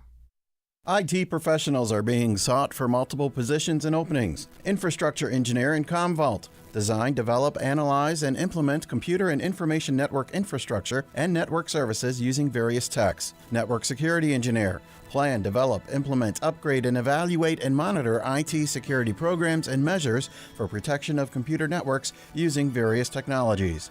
For all positions, job locations in Arlington Heights, Illinois, and various unanticipated client sites nationally requiring relocation and travel to these sites involving short and long-term assignments. Specify job title and mail resume to Epcot Technologies Incorporated, 855 East Gulf Road, Suite 2136, Arlington Heights, Illinois, 60005. IT professionals are being sought for multiple positions and openings. Specify job title and mail resume to Epcot Technologies Incorporated, 855 East Gulf Road, Suite 2136, Arlington Heights, Illinois, 60005. AM 560, The Answer. That depth charge means it's time for In-Depth History with Frank from Arlington Heights, because there's nothing new in this world. It's just the history we don't know. Go, Frank. Good morning. Thanks, Dan. I wonder if a story like this could ever happen again. In the 1880s, the Kingdom of Hawaii had a thriving sugar export industry that relied heavily on a favorable no-tariff treaty with the United States. Sugar's dominance, though, gave the U.S. considerable leverage. As such, in 1887, the United States demanded access to the coveted Pearl Harbor due to rising fears of annexation by the now industrialized Japan. King Kaula refused, but the sugar planters were too powerful, and he was forced to accept a new regime dubbed the Bayonet Constitution, which of course stripped Native Hawaiians of their political rights and ensconced the planter class in power, who of course continued the hugely unpopular policy of high immigration to keep labor costs low. In 1891, Kalakua died, and his sister, Queen Liliuokalani, ascended to the constitutional monarchy. She went full nationalist, though, and resisted the new plutocratic order demanding Hawaii for the Hawaiians. She was quickly deposed, jailed, and put under house arrest by the planters with help from the U.S. Navy. President Cleveland disavowed this, but to no effect.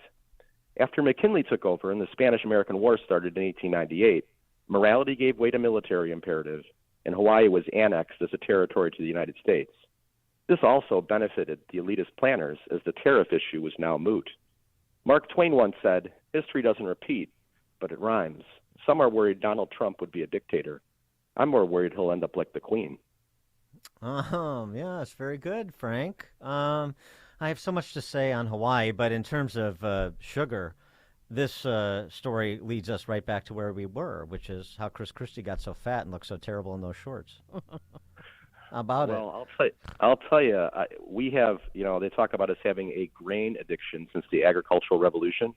And I think since the information age started, we have a sugar addiction. It's really gotten nuts in our country with that. Indeed. Thanks as always for the in-depth history, Frank from Arlington Heights. Coming up at 7:07, the Hunter Biden indictments we'll discuss with National Review's Andy McCarthy. And he thinks that people want him dead.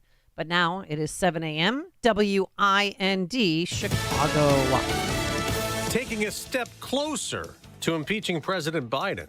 I'm Dave Anthony, Fox News. The House Rules Committee, led by Republicans, will today consider the resolution that would authorize the impeachment inquiry. Tomorrow, House Republicans are expected to vote to approve it. Mind you, this isn't a vote for impeachment, just to allow for the inquiry and more investigative power. That's Fox's Alexandria Hoff. Now, they're probing Biden family overseas business dealings and if the president was involved. The White House saying this, quote, the most extreme members of the House Republican Conference are pushing ahead with this partisan smear campaign despite the fact that members of their own party have admitted there is no evidence to support impeaching President Biden. Now, yet another poll has the president trailing former President Trump, this time by 2 points in a Reuters Ipsos survey out today.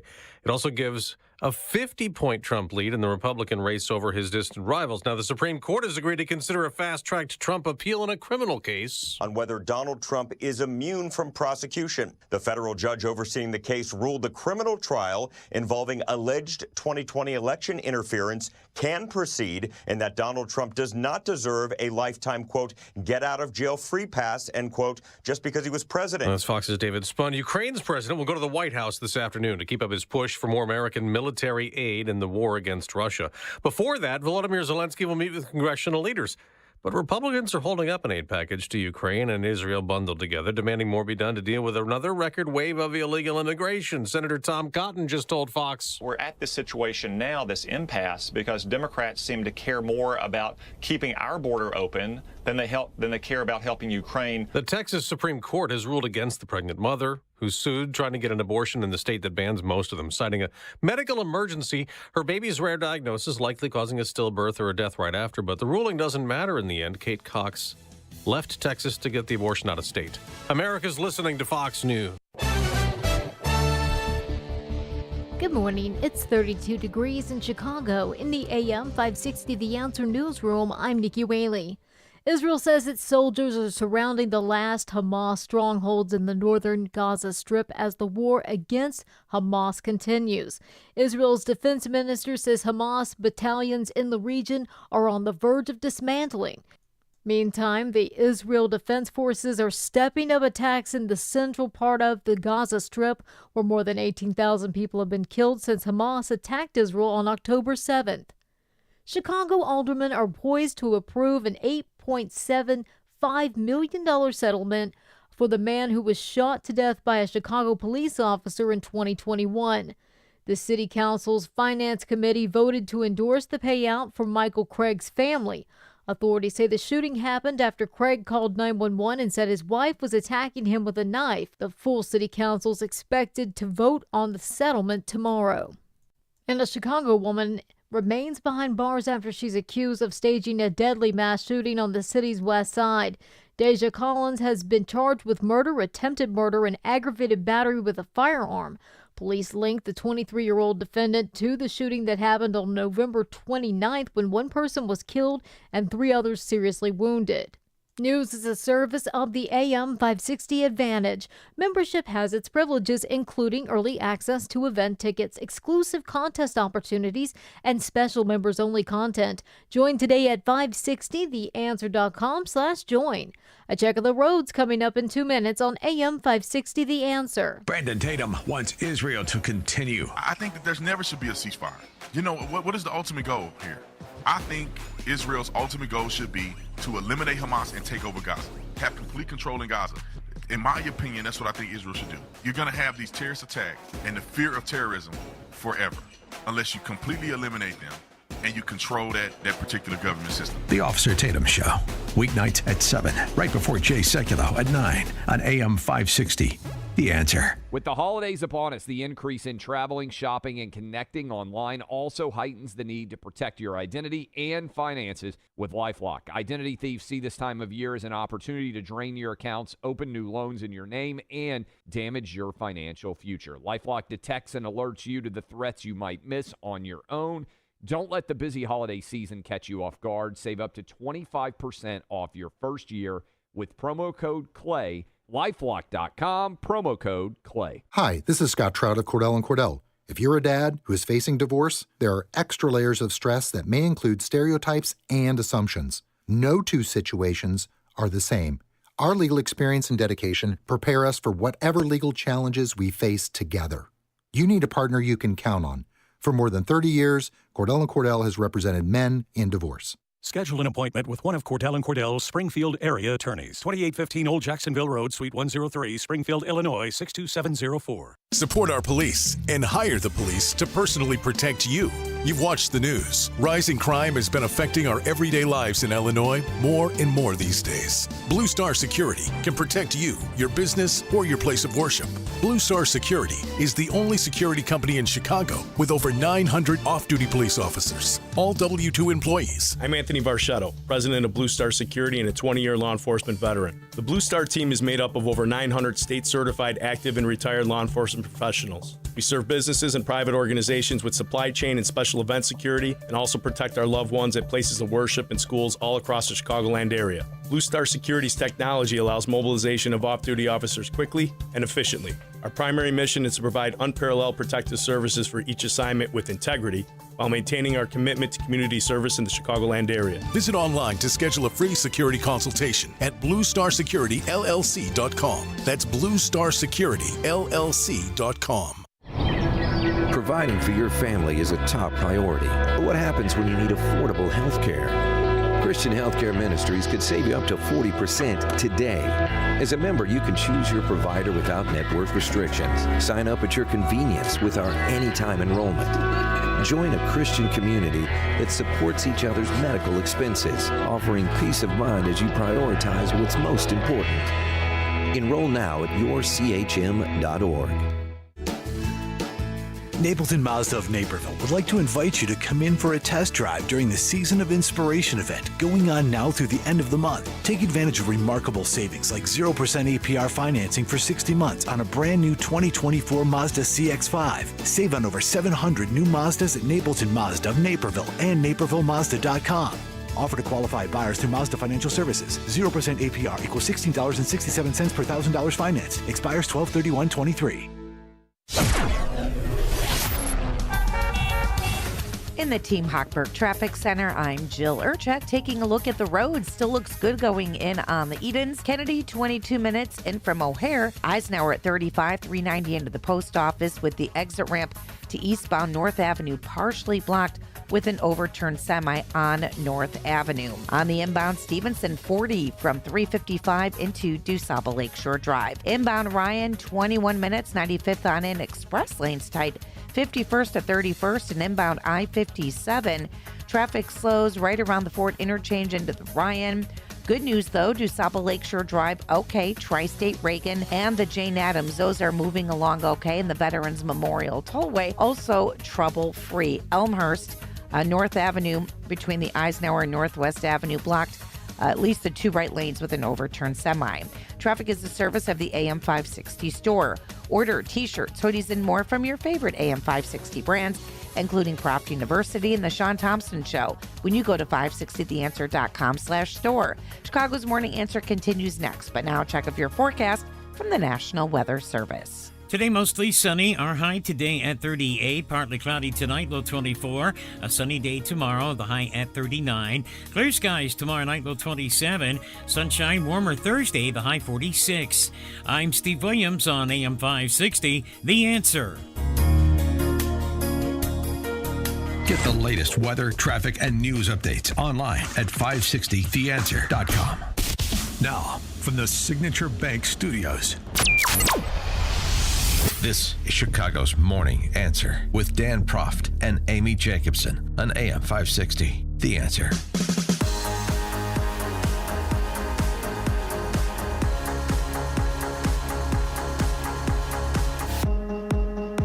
Top of the morning, Dan and Amy.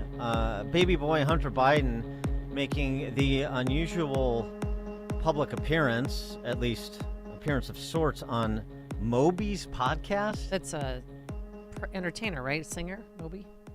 Yeah, this just in. Moby I know, is but a I'm washed-up just- singer. I Right. I didn't know he was eulogized by Eminem 15 years ago. You don't know me, you're too old, let go, it's over. Nobody listens to techno. Moby. Now you're relegated to flacking for Hunter Biden? Well, you got the get of a lifetime, you know? They're trying to kill him. You people, you right-wing extremists, you're trying to kill baby boy Hunter. They are trying to, in their most illegitimate way, but rational way, they're trying to destroy a presidency. And so it's not about me. In their most base way, what they're trying to do is they're trying to kill me, knowing that it will be a pain greater than my father could be able to handle. What a smug, you know what? Your Your dad didn't do the 1.5 million in crack and all that. Prostitutes. You did that. Abby Lowell is baby boy Hunter's attorney. He was on Morning Joe to pitch his wares, continue to try to advance the narrative that Hunter Biden is being maltreated because his last name is Biden. He's being treated unfairly. He's not getting any benefits. He's being treated unfairly because his last name is Biden. That's the line. This was a complete surprise to us, notwithstanding we had been in contact with him. Indeed, I think about a week ago, I called the U.S. Attorney's Office for a status check so that I could come in and talk to them if they had any idea that they wanted to bring any additional charges after the gun charges. And at the time of that telephone conversation, they said, no, you already had that meeting. Well, that was based on their investigation years ago. So I said, I want a new meeting. And what they said was, well, we don't know we can do it. I wrote a letter both to David Weiss and copied the Attorney General saying, if there's any new evidence, then we should come in and address it. If there's no new evidence, then how can you justify anything other than what you did in June?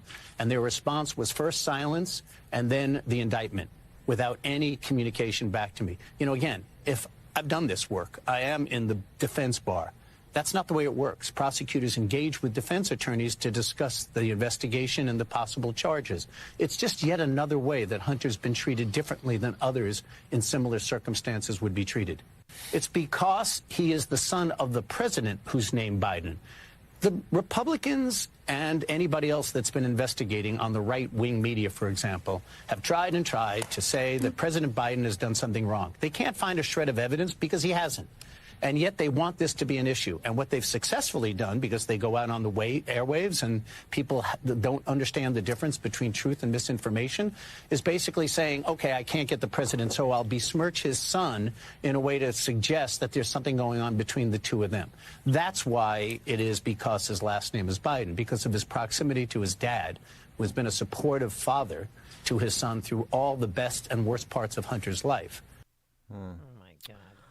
For response to Councilor Lowell, we're pleased to have Councilor McCarthy, Andy McCarthy, former Chief Assistant U.S. Attorney, Southern District of New York, Manhattan, contributing editor at National Review, author of the bestseller Ball of Collusion, The Plot to Rig an Election and Destroy a Presidency. Andy, thanks for joining us. Appreciate it. When will this witch hunt against Hunter Biden stop? Let me get my violin out, right?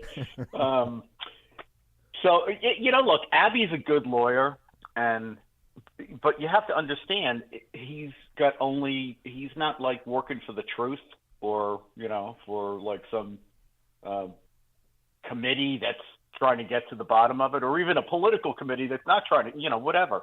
He works for Hunter Biden. His job is to spin everything. You know, he's not like a prosecutor who has an obligation not to misstate. facts. I get that prosecutors don't fulfill that obligation all the time, but it's a different gig than being a defense lawyer, where your job is not to tell the truth. Your job is to put the government to its burden of proof. So obviously he's going to say whatever he says in a way that's best geared toward making people sympathetic to his paying client. But the fact of the matter is, if this defendant's name wasn't Biden, he had been prosecuted in the normal course probably by 2019, maybe 2020. And he would probably have been looking at a lot more than tax and gun charges. There would have been a possibility of going after him on foreign agent registration violations, money laundering, potentially bribery. Because his name is Biden and he's being investigated by the Biden Justice Department, they brought in a prosecutor who dragged his feet, not so much for Hunter's benefit, but what the foot dragging on this accomplished was a lot of the most egregious, apparently criminal behavior that happened here happened between 2014 and 2016 when Joe Biden was vice president.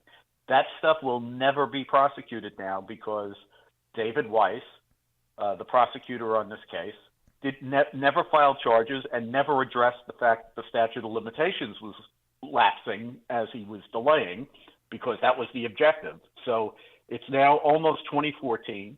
The statute of limitations on most federal crimes is 5 years. On most tax crimes, or the relevant tax crimes, it can be 6 years. But, at this point, we're like 8 years after some of the worst behavior occurred. So they've made sure that can't be prosecuted. And this idea that, he hasn't been, the Biden defense camp hasn't been consulted by the prosecutors. When they tried this sweetheart plea deal in July, I was astonished at the fact that it was very clear Hunter's lawyers had actually drafted a lot of what was in the plea arrangement, particularly the statement of facts, or what they called facts, that the government signed off on. The usual practice in federal law enforcement is the government writes the plea agreement, and the government writes any diversion agreement, and the government drafts the statement of facts. Here, the solicitude toward Hunter was unbelievable, just as unbelievable as the fact that they tried to trade this very significant tax case away on 2 puny misdemeanor counts, which no one not named Biden would ever get that kind of treatment. And even worse, they tried to make the gun case, which involved, a 10-year felony, completely disappear with no prosecution at all under a diversion agreement in circumstances where diverting for that particular offense under the circumstances of it is against Justice Department rules, such that when the court asked a few simple questions about it, the deal collapsed. Not because the judge was asking hard questions, just asking like normal questions about what's the scope of the agreement. They wouldn't even fess up to that because what they were trying to do was give this guy a complete pass. Well, do you think he'll spend any time in jail? I know he faces up to 17 years. Well, if he was my son and I was the president, he would not spend a day in jail. I mean,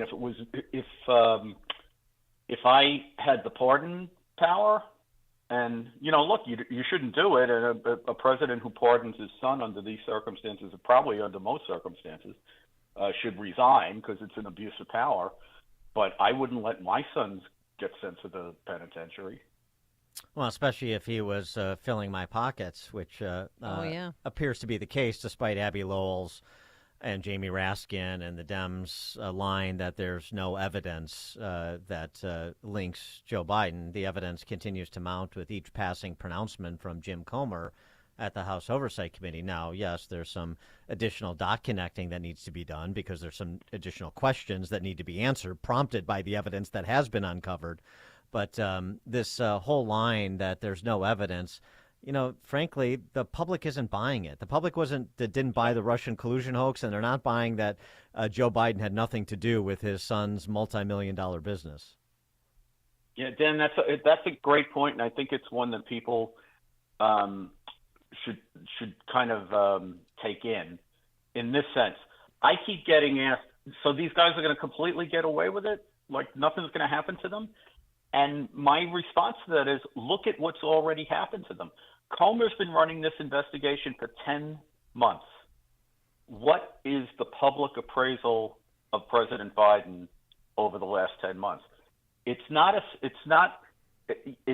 solely because of this investigation, but it's had an enormous impact on the public perception of Biden. It's part of the reason his numbers are cratering. It's part of the reason they're in a hot panic now over whether he can be reelected.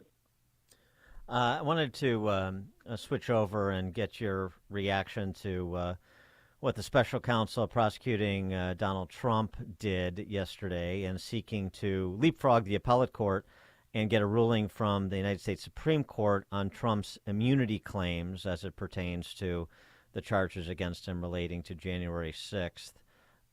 What is Jack Smith trying to do there, and what would your adjudication of his petition be? Well, I think the important thing here, this is about the immunity claim that Trump makes, that he is immune from criminal prosecution for actions that arise out of his constitutional duties as president. That's his claim, and the Supreme Court has never ruled on it. They've ruled that a president has immunity from civil lawsuits arising out of his official duties, but they've never ruled on the criminal prosecution question, although they have suggested that they wouldn't give the same protection from criminal prosecution as from civil. So that's the issue. But the importance of it is just as important as the substance of it is the timing of it. The preference in federal law is that you don't get pretrial appeals. The idea is that you're supposed to try the whole case in front of the lower court, the district court, the trial court, and then the case goes up on appeal to the circuit court and then finally to the Supreme Court. But there are some issues, like double jeopardy and immunity, which go to the question of whether it's appropriate to try the person in the first place. And with respect to those issues, you do get pretrial appeal. And the reason that's important here is Trump's strategy is delay. He wants to get the case put off beyond Election Day, because if he wins the election and there's a new Republican Justice Department, he'll get them to dismiss the case, and then he won't have to face it.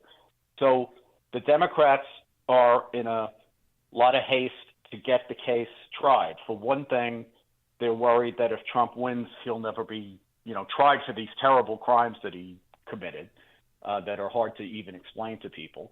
But the other thing is they have always wanted this arrangement so that they could indict in a way that galvanized the Republican base and has helped Trump in the primary process. But then they've wanted to switch to trials where they could get like the icky information about Trump out in the public domain, and they figured and have always figured that would help them with the general election, particularly if they get him convicted. So they're in a hot panic to get him convicted. What Smith is worried about is losing his March 4th trial date, because if Trump gets to appeal to the D.C. Circuit and they take their time and then he gets to appeal to the Supreme Court, the March 4th date won't hold. And the later it gets, the harder it is to schedule a trial right before Election Day, because the Justice Department purports to follow this rule that they try not to do things that are going to influence elections. So that's the state of play. I think Smith, to me, he's making a mistake, because I think he's much more likely to win in the D.C. Circuit, and then he could probably convince the Supreme Court not to take the case, because the Supreme Court could always tell Trump, if Trump was the one doing the appealing, Supreme Court could always tell Trump, we're going to side with the D.C. Circuit for now, and if after you have a trial and there's an appeals process, you want to come back to us and raise the immunity, we'll hear it then. The Supreme Court can do that, and that would keep them out of the politics of 2024. But instead, what Smith has done is he's trying to cut the D.C. Circuit out, which I think is foolish, because now he'll be in the Supreme Court without what he would otherwise have had, which is probably an opinion that he likes from the D.C. Circuit. And in the Supreme Court, he could lose. Well, I don't think he's going to lose, but I think he could lose. Well, I mean, the other thing, though, too, the Supreme Court justices don't, they're not, sealed away in hyperbaric chambers. They know what's going on, and they see what Jack Smith is attempting to do, which you're describing, which is he has a political agenda that is, for him, that dovetails with his legal strategy. But ultimately, there's a heavy dose of politics influencing this petition that he has filed with the Supreme Court, and I would think that a number of justices would recoil at that. Yeah, I think that's exactly right. I mean, I think this is very offensive to my mind because prosecutors are not supposed to be concerned about pardons. They're not supposed to be concerned about election dates. They're not supposed to be concerned about what the outcome of the election might do.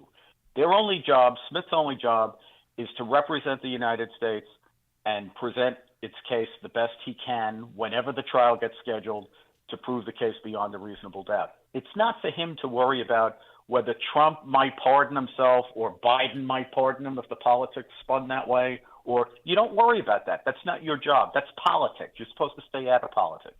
So the court is going to understand that he's gotten himself in politics. And the other thing, Dan, I think that the court might be offended by, and I've thought all along Trump needed to do whatever he could to get this case in front of the Supreme Court, and now Smith is doing it for him. But, these four charges that he's brought are very dicey interpretations of federal law, including some Supreme Court precedents. I mean, the Supreme Court just in the last year held that a fraud case in federal law has to be a financial crime. And that fraud is not a concept that you can use to impose somebody's idea of what good government is like. I think he's going to have a very hard time with the fraud on the government charge, which is the main charge in this case. I don't think the Supreme Court's going to like it. And I think he's basically throwing the door open for them to have a look at his indictment, and they may not like his indictment, just like they may not like that he's worried about the politics of the election. So with respect to Trump's representation, they're making a double jeopardy argument related to the impeachment and that trying him for something that he was impeached upon is double jeopardy. I don't really find that persuasive, but I do find more persuasive what you were just talking about. And so what is the Trump team's strategy? Are they just sort of arguing in the are they making a mistake, strategic mistake? Yeah. I think the double jeopardy argument's frivolous. Even if Trump had been impeached for exactly what he's being tried for, like the exact same conduct, and he wasn't. The impeachment was called incitement to insurrection. There's no incitement charges in the criminal case. But double jeopardy doesn't create any. Impeachment doesn't create any double jeopardy protection. So the fact that Trump was acquitted in the impeachment trial doesn't give him any double jeopardy protection from a later prosecution. The Constitution explicitly says that the president can be tried later. And the fact that it says if he's convicted, he can be tried later, that doesn't mean that he can't be if he's acquitted. That's not what that provision in the Constitution means. So I think that's a loser of an argument, and if I were they, I would drop it. The argument that I think is profoundly important is this idea of whether a president should be open to prosecution for actions he takes that are within the ambit of his Article 2 executive powers.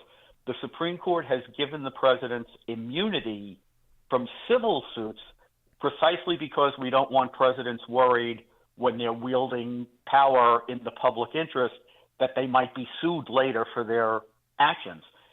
I think, to say that makes sense for civil liability, but not criminal liability is not an argument that makes sense to me anymore. It might have made sense at a time when we had a norm against politicized prosecution. But now I think every president, what this case shows is every president is now going to have to worry that an administration of the opposition party, when they come in, they may look at what policy disagreements they had and try to make criminal cases out of them. I think it's a crazy banana republic style of governance, but, it's happening before our eyes. He is Andy McCarthy, former Chief Assistant U.S. Attorney, Southern District of New York, contributing editor at National Review, author of the bestseller Ball of Collusion, The Plot to Rig an Election and Destroy a Presidency. Andy, thank you as always for your insights. Appreciate it. Thanks so much. Thank you. And he joined us on our turnkey.pro answer line. Connect with Dan and Amy on the AM 560 The Answer mobile app. Just text the word app to 64636 to download the app today. Hi, everybody. I'm Kathy Lee Gifford, and I've been blessed to have a wonderful career for a lot of years. People still come up to me all the time, and they go, "How are you, Kathy Lee? How's your va-va-voom?" And I laugh with them, and I tell them, still going strong, still taking my balance of nature every day, and telling all my friends and loved ones to do the same. Because it's balance of nature, changing the world, one life at a time. Celebrate Christmas with us. Call 1-800-246-8751 or go to balanceofnature.com and sign up as a new preferred customer to get 35% off your first order plus a free fiber and spice supplement with free shipping and our money-back guarantee. Go to balanceofnature.com or call 1-800-246-8751 and get this exclusive holiday offer by using discount code KLG.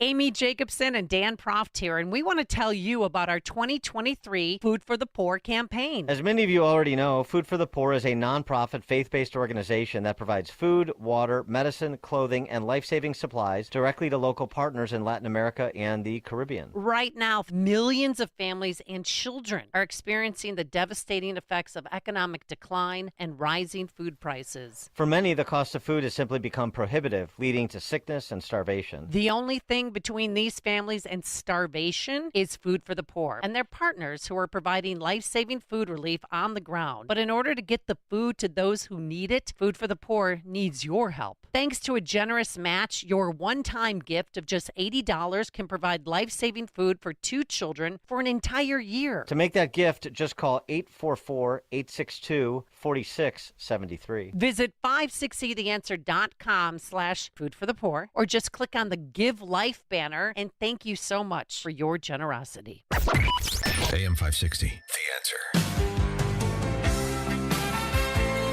All right, coming up on Chicago's Morning Answer. We'll pour over the laws that take effect in Illinois on Jan 1 with Ted Dabrowski, wirepoints.org, all things Illinois policy related, 737.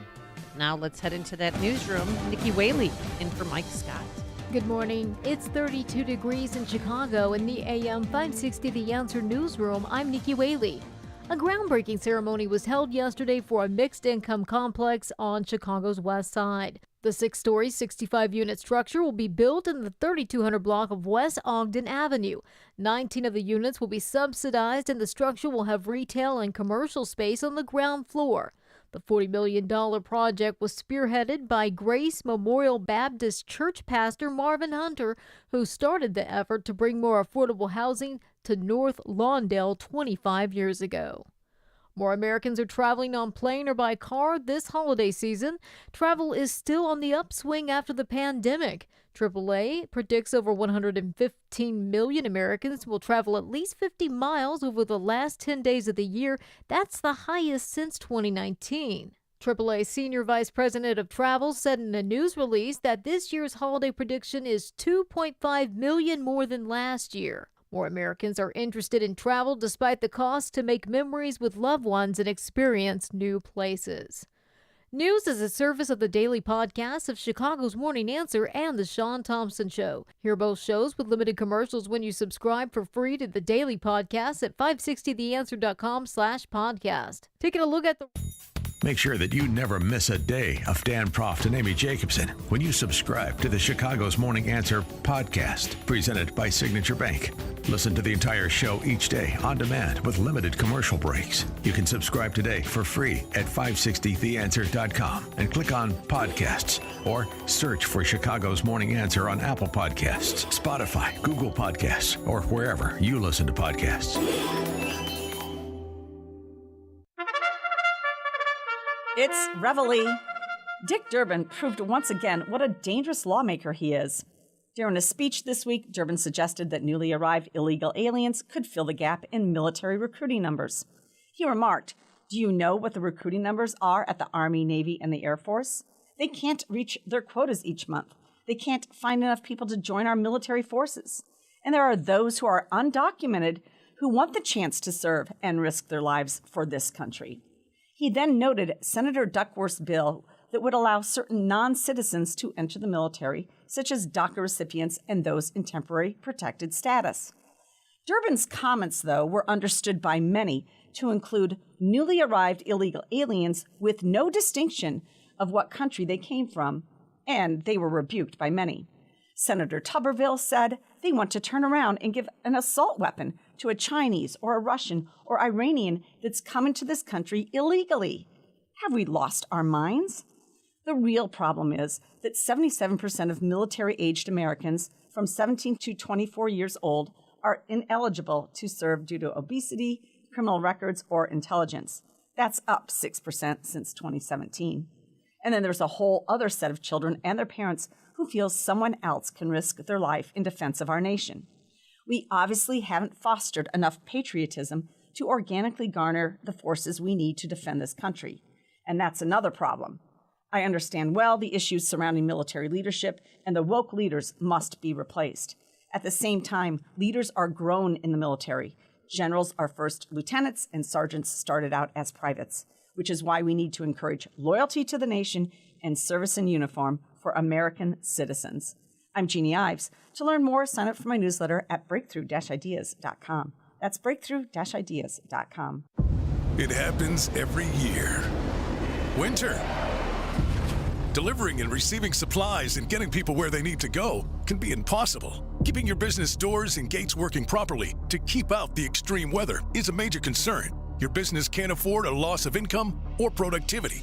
Think ahead this winter and call Industrial Door Company of Chicago, Inc. for your commercial door maintenance and security tune-up now. You can't always plan when your doors break down, and it always seems to come at the least convenient time. Industrial Door Company will ensure your doors, grills, gates, and dock equipment are working to specification and give you advice on how to increase the life of your doors. Go online to see a range of products and services at industrialdoor.com. Call anytime, 847-258-5620. Their team will be there before the extreme cold weather causes financial losses for your company and assist in your time of need. Since 1982, the Industrial Door Company of Chicago, Inc. takes care of your doors so you can take care of business. The holiday season is right around the corner. Give the gift that's hard to wrap, but easy to give. Give them a Steel. Visit your local Steel dealer or go to steelusa.com/gift guide.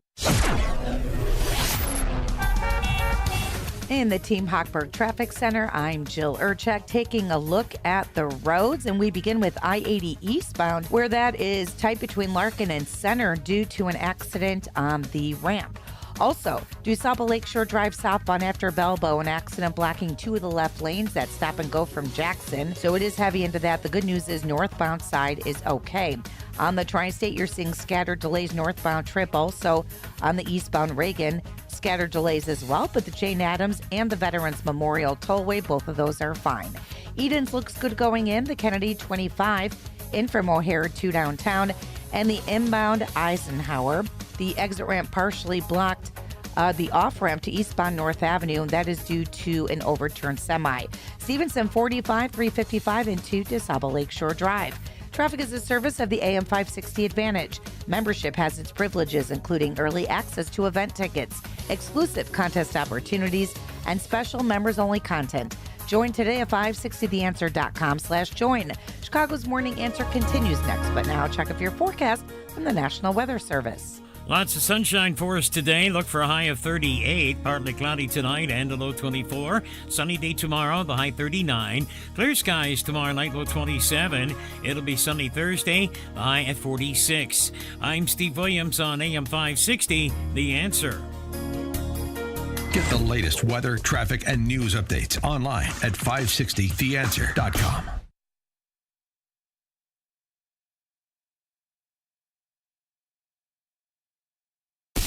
Now, from the Signature Bank Studios, this is Chicago's Morning Answer with Dan Proft and Amy Jacobson. Insert Democrat socialist here. Runs the Democratic House floor.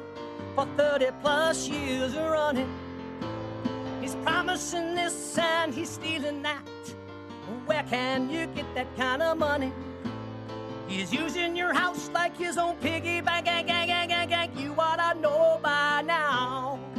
You can pay off your house here in Illinois, but you can never keep up with the taxes. Oh, how it's always been the plan to have a taxpayer pay, no doubt. Not a matter of if anymore, but when. You're moving out. I said, when you're moving out. Top of the morning, Dan and Amy. I just want to make sure people understand the Illinois General Assembly and Governor Spalding were hard at work in 2023. There's a number of new laws going into effect January 1st that you might want to know about. Minimum wage for non-tipped workers increases to $14 an hour. For tipped workers to $8.40. Now, that's no good for Brandon Johnson in Chicago, but that's the state law. Non-citizen immigrants who have a work permit will be eligible to become police officers. We've talked about that. Right. Non-citizen immigrants can get a standardized driver's license, replacing the current temporary visitor driver's license. Well, they're going to stay, so why not? And they're going to vote eventually. Mm-hmm. Let's see. Of course, as we heard from our friend Clay in Libertyville earlier in the show, anybody who owns one of the 170 sport rifles that have been arbitrarily banned must register them with Illinois State Police by January 1st. Sure. Creation of a statewide PTSD mental health coordinator. Interesting. Yeah, well, that's good. Yes. He created our PTSD. Yeah, about, I would say about 80% of the population suffering from some form of it. Law enforcement is prohibited from sharing license plate reader data with other states to protect women coming to Illinois for an abortion. Yeah, right. What about people that are wanted in another state for other crimes? Right. Then can we read their license plates? Defunds libraries that remove controversial books, like, I don't know. Genderqueer. Well, for sure, yeah. Right, yeah. Defunds libraries that remove, right, that would remove the books that have been inculcated into the curriculum. Well, it's pornography, but okay. Multi-occupancy, gender-neutral restrooms to be installed in private and public Illinois businesses. So gender-neutral restrooms in private businesses, too. Dan, have you shared a restroom yet with a woman? Oh, no, wait. You don't live up here. Let's see. Just anything else that's important. Creation of a task force to end homelessness. That should... Oh, yeah. Got that taken care of then, the homelessness problem. Got the task force. Roosevelt Road, yes. Homeowners and renters insurance companies cannot refuse coverage for certain breeds of dogs. That's important. You want to really get into the pit bulls, the details. Really get into the details. This is all, of course, perfectly acceptable province of state government to regulate the minutia of people's lives and the operation of their businesses and so forth. Drug manufacturers will be prohibited from price gouging generic and out-of-patent drugs. Price controls are always good. Never arbitrary. So I mean, those are some of the highlights. A lot of good news for people in this country illegally, and for people that are in this country legally, but not like super jacked to follow the law. For people that are advocates of the reduction of individual freedom. So there's a lot there to, hang your hat on. For more on this, pleased to be joined by Ted Dabrowski, president of wirepoints.org, all things Illinois policy related. Ted, thanks for joining us. Appreciate it.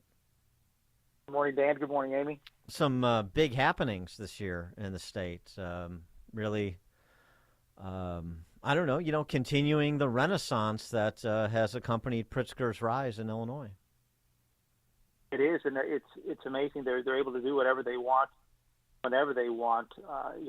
Each law makes us a little less free. It gives the state a little more power, and that's pretty much how they all are. It means less and less local control over things. It means higher costs, if not for businesses, for people, and eventually it's always the people who pay for these things.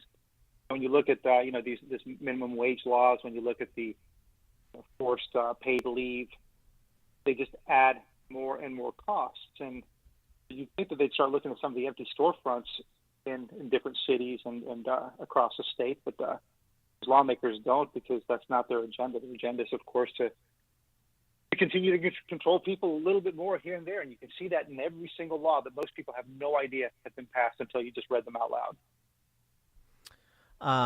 It's interesting story out of North Carolina. May have some relevance for that Goshen plant in Manteno. That's coming to Manteno.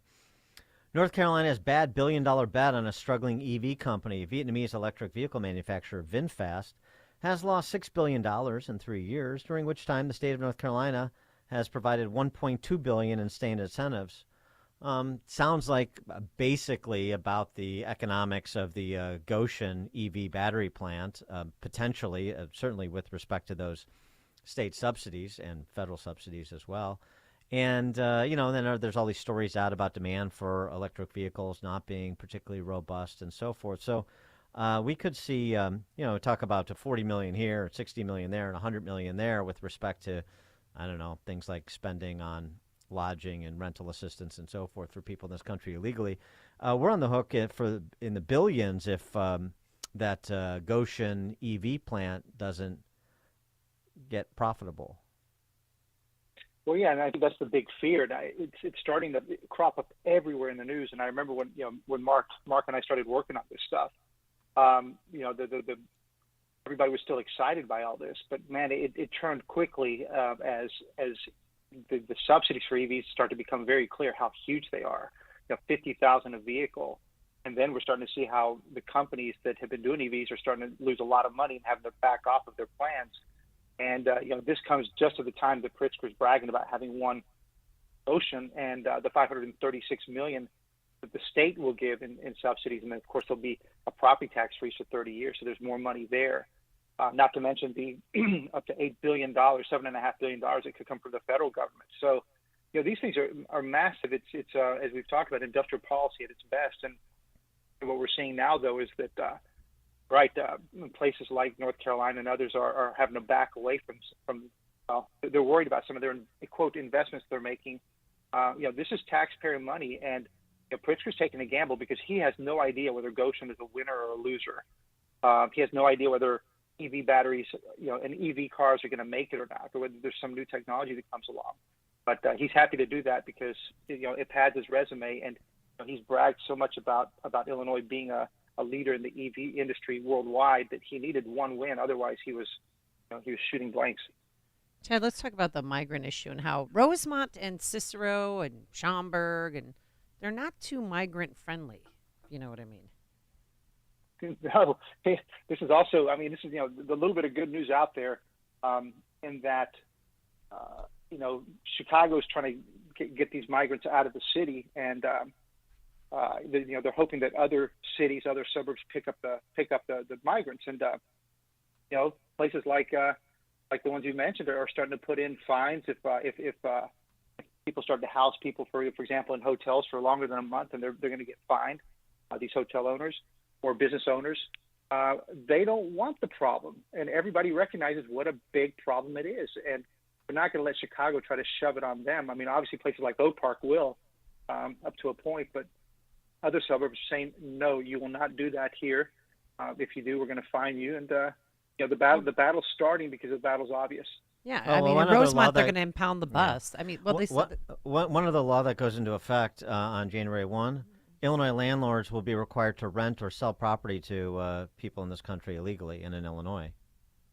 Yeah, that too. And you can't use their migrant status to determine whether you should rent to them or not. Right. It's all these. The laws continue to go crazy, which which for me is fine because the crazier they get, well, hopefully at some point we wake up, right? We're still waiting for that moment to wake up, but these laws continue to get more and more extreme. This just came over the transom. Harvard board, that is, said President Claudine Gay will stay. She's staying. Of course she is. And your colleague Mark Lennon at WirePoints, despite the fact that the bloodletting will be limited, is suggesting that U of I might want to get its act together when it comes to DEI. A lot of infrastructure when it comes to diversity, equity, inclusion personnel at universities, including state universities. A lot of focus on the status schools right now on the East Coast and the West Coast.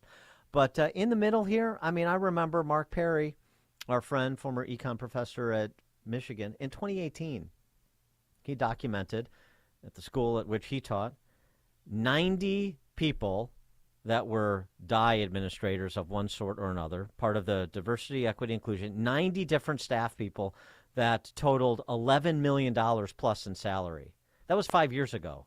One can only hazard a guess at what it is today. And so I'm sure the same goes for Illinois. In fact, Mark Lennon was talking about the Communication 9 mandate at that school. Yeah, it's fascinating. This Communication 9 in Illinois has gone deep. And basically it requires, and it's not mandatory yet, but it will be in a couple of years, these professors have to do a statement. You have to write a statement that says how they're devoting themselves to equity and, equity, inclusion, and diversity, of course, and what they're doing about it. And the university laid out a whole bunch of rules about how you, the professor, can do such things, whether it's in your research, in your teaching, in your service. And, you go through these rules and you can see, it says, hey, here's an example for you. If you're a law professor, you can study how bankruptcy laws apply differently to blacks and whites. And then, if you're an engineer and there's a large-scale project to do Wi-Fi, look and see how it's being laid out, rolled out in different areas. But everything has to tie in with equity, and it goes all the way down to we've talked about New Trier. New Trier does that. You'll have a physics class. And in the physics class, suddenly there's this equity problem. And it has nothing to do with physics, but it has everything to do with equity. It just trickles all the way down. But coming back to U of I, it's a really extensive program. And we'll want to see whether they want to roll that back a little bit because it's aggressive. And most professors, many professors who want nothing to do with this are being forced to do this kind of stuff. Well, and the point is that it's ubiquitous at state schools, too, and all the Big Ten schools. Ohio State, there was an expose on Ohio State and their hiring practices. And it's the same thing at U of I. We've talked about it before, the admissions practices and the hiring practices and what we anticipate in the wake of the Harvard admissions decision, which is the workaround by the institutional interests at these schools to continue to make decisions based on non-behavioral characteristics like identity as opposed to capacity through the diversity statements. We don't, we're going to make subjective determinations about diversity statements that are in furtherance of our objective goals of, this many Latinos and this many Asians and this many honkies and this many blacks and this many Chinese nationals and so on and so forth. They have a goal, and that's not going to be deterred until the infrastructure inside these schools is dismantled. Yeah, because they will always work around it, and we talked about that with the AP classes at Evanston High School, where they immediately they just changed the language. They changed something to make it look like they're now back in compliance, but they're still doing the same game.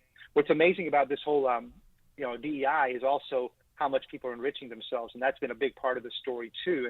And at U of I, the guy that's the vice chancellor for diversity, equity, and inclusion is making about $300,000 a year. And there's a whole bunch of work that's been done across the country showing that these people that do this are earning anywhere from $300,000 to over $400,000. It's a great business to be in, and not only that, it was a growth business for the last decade, right? They've been growing their departments and all that, which of course then allows them to spread their tentacles about how they want this DEI to be implemented across the institutions, and that's what needs, as you said, needs to be unwound. You mentioned Evanston Township High School. There's no one more committed to identitarianism and the race hustle than Evanston Township High School. So how's it working out for the kids? Yeah, well, you know, we were a little concerned about everything we were hearing, and you know, I think you were one of the people that broke the whole thing at Evanston High School with their segregated, you know, Black, Latino, white AP classes, and you know, the virtue signaling is so strong there, and you know, I would argue that probably Evanston is one of the most woke, progressive, DEI leading institutions in the country. And what was fascinating is to look at what goes on in Evanston with regard to their day-to-day school stuff, right? There's this whole debate about the segregated classes, but we went back and looked at the feeder schools and then all the way through high school. And, you know, we saw that basically just 2 out of every 10 blacks in the school system can read a grade level throughout their entire careers. Those kids can never read a grade level, and yet they're passed through the system year after year after year. And then you get to graduation, and 90% of blacks can, you know, graduate, but only 2 out of 10 can read. And you know, the lies and the you know, whatever you want to call it, the true racism is right there, that they have no more merit for their kids. There's no expectations, no demands. Just move them through the system, graduate them, and then act like they've done everything perfectly and that they're virtuous because of their, you know, their segregated classes. They're trying to take care of their minorities. It's not true. It's a falsehood. Ted Dabrowski, President WirePoints, wirepoints.org, all things Illinois policy related. Thanks, Ted. Thank you, guys. Thank you. And he joined us on our turnkey.pro answer line. Hear about the big stories of the day, then talk about them right here on Chicago's Morning Answer on AM 560. The Answer. Right now is a really good time to get your student loans under control. There are so many people that we talk to every day who tell us that they just feel so much anxiety and overwhelmed by their student loans. But once they pick up that phone and call us, and we're able to give them a plan and a strategy that may lower their payment by hundreds of dollars, sometimes thousands of dollars, and may actually get their loans forgiven. The point is just to give people some clarity and control over their situation so that they know that whatever the payment is, whatever the plan is, there actually is a plan, and that plan is going to save them the most amount of money. I'm Ray Kaplan, and I can help you get debt-free, stress-free. Give us a call at 312-294-8989 or visit us at financialrelief.com. Guys, a lot of people talking about testosterone, but do your homework and go to a provider you can trust. I trust my friends at Low T Center, where I've been getting my levels checked the past 8 years. At Low T Center, they make it easy. You walk in, take a simple blood test, and with their on-site lab, you get your results back in about 25 minutes. If you've been feeling tired, grumpy, notice weight gain, and loss of muscle mass, these could all be signs of low testosterone levels. Low T Center is not your typical doctor's office where you have a long wait. It's concierge medicine exclusively for men. They have affordable and convenient options for treatment, including physician-monitored, self-inject treatments that ship directly to you each month, so there's no need to drive to the center for weekly visits. And right now, Low T Center is only $25 to get your T-level tested, with results back in about 25 minutes. So what are you waiting for? Log on now to lowtcenter.com to book your appointment online. That's lowtcenter.com. Tell them Dan Prof sent you when you do. Low T Center, reinventing men's healthcare. Do you have a home remodeling project you'd love to get done? This is your opportunity to lock in this year's pricing with Chicago's Design Build Dream Team. Forever Remodeling is now offering exceptional savings. Simply sign on by December 31st to avoid any price increases next year. At Forever Remodeling, their expert designers and installers will turn your dreams into reality. Act now and you'll not only protect yourself from future price increases, but also beat the rush and secure a preferred spot in their schedule. Call 847-809-3355 or visit foreverremodeling.com. Highly skilled to design and build. filled. Amy Jacobson and Dan Proft here, and we want to tell you about our 2023 Food for the Poor campaign. As many of you already know, Food for the Poor is a nonprofit, faith-based organization that provides food, water, medicine, clothing, and life-saving supplies directly to local partners in Latin America and the Caribbean. Right now, millions of families and children are experiencing the devastating effects of economic decline and rising food prices. For many, the cost of food has simply become prohibitive, leading to sickness and starvation. The only thing between these families and starvation is Food for the Poor and their partners who are providing life-saving food relief on the ground. But in order to get the food to those who need it, Food for the Poor needs your help. Thanks to a generous match, your one-time gift of just $80 can provide life-saving food for 2 children for an entire year. To make that gift, just call 844-862-4673. Visit 560theanswer.com/foodforthepoor or just click on the Give Life banner, and thank you so much for your generosity. Freedom and liberty are important to all of us in Illinois, from Rockford to Carbondale, from Quincy to Decatur. If you're looking for civil, intellectual conversations with those shaping the future of freedom, try the Future of Freedom podcast with me, Scott Bertrand. We speak with leaders across the country in the greater conservative and libertarian movements. In-depth conversations about where the next intellectual battles will happen across the country. It's the Future of Freedom podcast. Find it at americastalking.com or wherever you get your podcasts. AM 560, The Answer. All right. So inflation slowed to 3.1% in November. I guess that means Biden will be calling on businesses to cut their prices again. All right, coming up on Chicago's Morning Answer. We'll talk a little bit more Food for the Poor with Anitra Parmalee from Food for the Poor at 8:08. It is now 8 a.m. WIND Chicago. The prices we've been paying are not inflating as much as they had been. I'm Dave Anthony, Fox News. Consumer prices did tick up last month, only a fraction. The estimate was it was going to be flat. It actually jumped 0.1%. Fox Business Network, Cheryl Casoni. Year over year, the headline number for CPI in line at 3.1%. That's after the Fed's interest rate hikes to drive inflation down, sending interest rates to 22-year highs. Ukraine's President Volodymyr Zelensky will go to the White House today after meetings on Capitol Hill, asking for more help battling Russia. Republicans are demanding that aid to Ukraine and Israel include border policy changes. Senator Ron Johnson just told Fox Business, I'm very sympathetic with the plight of the Ukrainians. I think most Americans are. But I'm also very concerned about, for example, the families who have lost loved ones to fentanyl overdoses. At the House, the Rules Committee will today consider a resolution to formalize an impeachment inquiry into President Biden. A full House vote could approve it tomorrow. The White House is trying to keep the public from seeing all the facts. We're going to get the facts out one way or another. The White House calls this a political smear with no evidence. President Biden was involved in his family's overseas business dealings, but a Republican Congressman Steve Scalise also tells Fox. How many people use 20-plus shell companies, millions and millions of dollars coming from foreign countries? The Supreme Court is going to consider a fast-track appeal as former President Trump tries to avoid one of his looming criminal trials. Special Counsel Smith made this emergency plea to the High Court, asking the justices to rule that Donald Trump is not immune from prosecution. The petition reads in part, this case presents a fundamental question at the heart of our democracy, whether a former president is absolutely immune from federal prosecution for crimes committed while in office. That's Fox's David Spun. We're just getting word out of Harvard University that the school's president, Claudine Gay, will remain leader after the announcement by the highest governing body at Harvard over she had come under criticism for her comments last week at an anti-Semitism House hearing. America's listening to Fox News. Good morning. It's 33 degrees in Chicago in the AM 560 The Answer newsroom. I'm Nikki Whaley.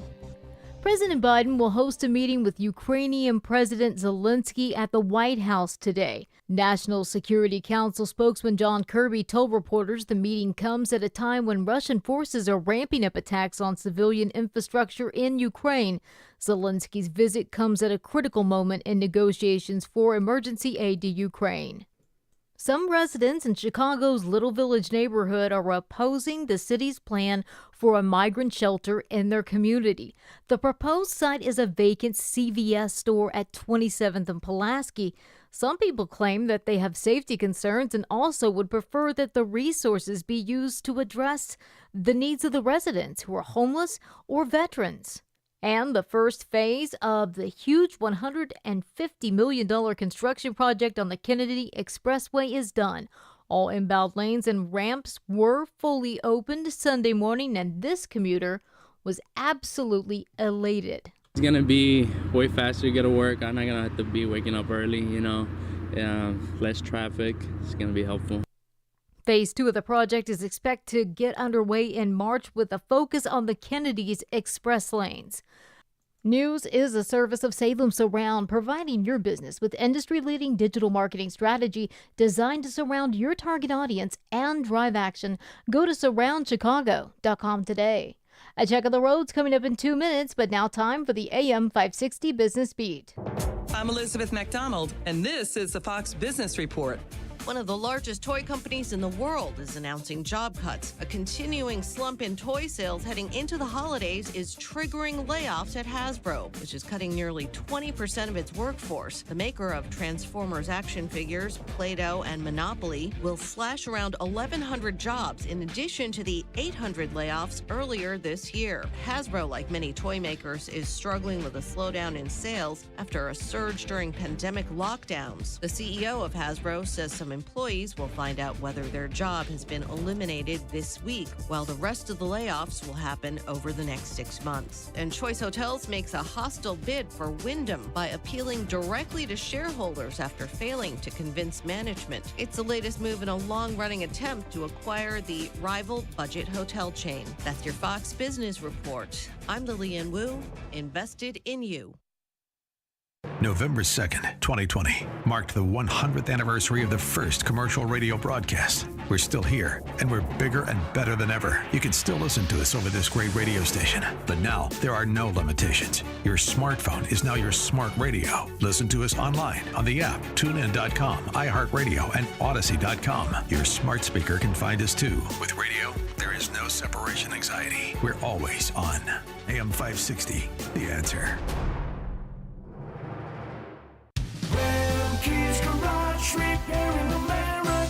Are you a driver of a Ford PowerStroke diesel engine? Tired of taking your Ford PowerStroke diesel in to be misdiagnosed or paying for repairs that don't fix the problem? Well, bring your vehicle to the diesel headquarters, Remke's Garage. The shop is equipped with state-of-the-art diagnostic equipment and highly trained technicians. Take it to the experts. Take it to Remke's Garage. Remke's Garage specializes in Ford PowerStroke, Chevy Duramax, Dodge Cummins, Mercedes Sprinter, and Isuzu diesel engines and transmission repairs. At Remke's, they'll make your vehicle repairs convenient by offering a free commercial loaner vehicle. Remke's Garage, where you won't spend $1,000 to fix a $100 problem. Call for details and to schedule an appointment at 800-5-REMKES or visit Remke'sGarage.com. Remke's Garage, your diesel headquarters. With the holidays upon us, the increase in traveling, shopping, and connecting online also heightens the need to protect your identity and finances with LifeLock. Identity thieves see this time of year as an opportunity to drain your accounts, open new loans in your name, and damage your financial future. LifeLock detects and alerts you to the threats you might miss on your own.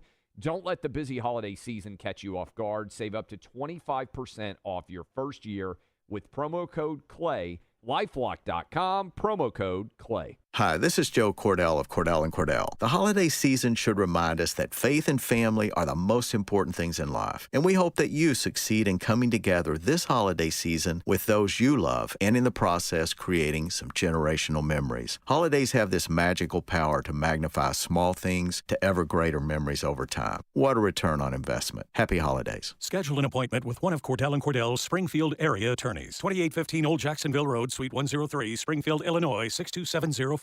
A trade consultant is wanted in Chicago, Illinois. Research and consult on product imports from China, including procedures, tariffs and taxes, and product research. Conduct due diligence on potential trading partners in China. Review and negotiate terms for trade contracts with companies in China. Assess legal and financial risks pertaining to trade deals and advise regarding alternative solutions. And liaise with outside counsel in both the U.S. and China for contract preparation and closing. disclosing import-export compliance, and registering international trademarks. Candidates must have a bachelor's degree in business or legal studies and be fluent in Chinese. Salary, $70,000 per year. Mail resume to Tallard Tie Incorporated, Attention HR, 5353 North Broadway Street, Chicago, Illinois, 60640. A trade consultant is wanted in Chicago, Illinois. Mail resume to Tallard Tie Incorporated, Attention HR, 5353 North Broadway Street, Chicago, Illinois, 60640. In the Team Hochberg Traffic Center, I'm Jill Urchak taking a look at the roads. On the inbound Eisenhower, the exit ramp to eastbound North Avenue still partially blocked with an overturned semi at North Avenue. Heavy going in 1 hour, 390 into the post office.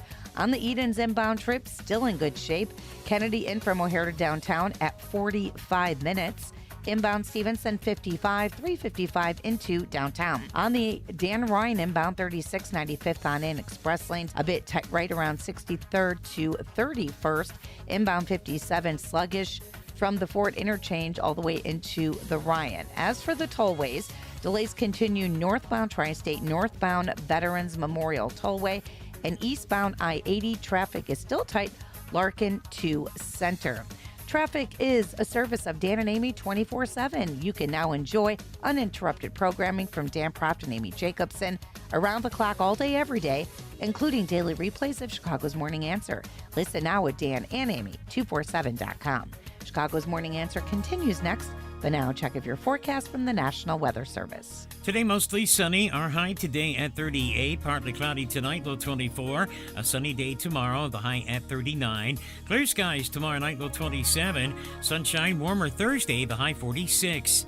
I'm Steve Williams on AM 560, The Answer. Get the latest weather, traffic, and news updates online at 560theanswer.com. Now, from the Signature Bank Studios, this is Chicago's Morning Answer with Dan Proft and Amy Jacobson. This is Chicago's Morning Answer with Dan Proft and Amy Jacobson on AM 560. The Answer. Días cuando tiran, a veces los días jueves, a veces hay días ahora que tienen la gente la basura. My children go out every day searching for food. They go to the garbage dump every day, especially on Thursdays when we have seen cars and trucks bringing the trash from other cities. Many times they just don't find anything, so they come back empty-handed, and we just sit here and pray to God that the next day we'll have something, and on that day we only drink water. Of course, that is one of the families that Food for the Poor aims to help. We're in the full throes of our Christmas holiday Food for the Poor campaign. This is where we rely on business leadership and just individual donors to help support the work that Food for the Poor does in Haiti and Central and South America to provide life-saving food and water to children and families who are on the brink of starvation because of, well, just the state of affairs in countries like Haiti, which is pretty well known. Food for the Poor, again, just as a reminder, 40-year track record, provided tens of billions of dollars in food and water and infrastructure construction in these countries to save countless thousands. I don't know how many lives. I mean, it's almost incalculable. And so we're trying to aid the effort again this year, and there are a couple of ways to do that. One is by joining our business benefactors, and we want to thank all the businesses who've signed up already, including some new signatories: Morrison Security, JohnCastNews.com, Salvi Law of Lake Zurich, Arlington Heights Heating and Cooling, Earthworks, Gatto Industrial Platers, Augustino's Rock and Roll Deli, DSP Insurance, and many more. And Amy, why don't you tell these other businesses how they can join these enlightened businesses who've signed up? Well, if you own a business or make the marketing decisions for your company, folks, this is the best deal in all of Chicagoland radio. $2,500. With that, I think you could feed 65 children for a year. Tax deductible, and as a way of saying thank you, we'll give you 41-minute commercials that will air right here Monday through Friday. And we've had so many business benefactors that are still our clients. Like Turnkey IT started out as a business benefactor, and look at where he is today. And I mean, the list goes on and on of advertisers that we've partnering with now that became business benefactors, and they did it to help the kids that are in need, especially during the Christmas season. Can you imagine? I mean, not knowing where you're going to get your next meal, and that woman whose kids have to go through landfills looking for food, it's just heartbreaking. So if you want to be a business benefactor, 847-472-8951. Again, it's tax deductible. 847-472-8951, and ask for Anjanette.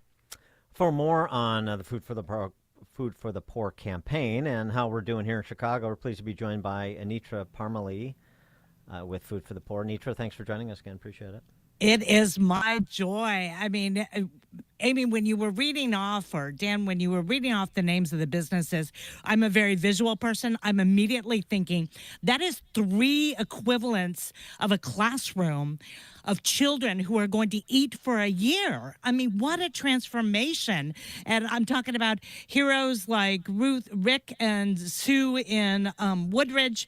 They gave a gift of $100 rescuing 3 children. They said, we're blessed. We just want to share what we have for a hero who is streaming. Stu is listening online in Charlotte, North Carolina, and said, this is my Christmas gift to honor my siblings, Bill and Ko, Annie, Sheila, and Larry. He rescued 10 children in the name of his own siblings, recognizing that they've been blessed and want to be a blessing. So gifts of every kind are transformational. When you listen to Gloria's words, talking about sending her children out to the landfill, not because she's a bad mom, but because they have no access to food. I mean, imagine your gift right now can make sure this Thursday is the last Thursday that she looks for food in a landfill. Suddenly, your gift transforms their lives as you provide 2 life-saving meals a day for the next year with a one-time gift of $80 rescuing 2 children. Pretty amazing things happening. Well, and the point you make, too, about the state of affairs in a country like Haiti, I mean, you know, just to put a fine point on it, I mean, the situation there has been snafu'd for so many generations in a way that we can't practically comprehend here in America, that, you know, it's very difficult to break the cycle. It's very difficult when, you know, sort of Food for the Poor is doing the job of to some extent, the government, to another extent, the private sector that's barely existent. And, you know, so it's a rescue mission. And I think people need to appreciate that. It's, yes, you need to think long term, and Food for the Poor does. That's why you've been at it for 40 years. But the other thing you need to do is try and get as many people on the metaphorical lifeboats right now as you can. Right. And that's the purpose of these holiday campaigns. You're exactly right. And I love everyone who is stepping forward and saying, because of Amy sharing her passion and her heart for Haiti, because of your perspective on the situation, it's easy to be overwhelmed by the circumstances. But when we speak to our staff, we have an office in Haiti that's over 300 employees strong. And when we speak to them, they are coming up with creative and heroic ways to get food to the people. Your gift honors them.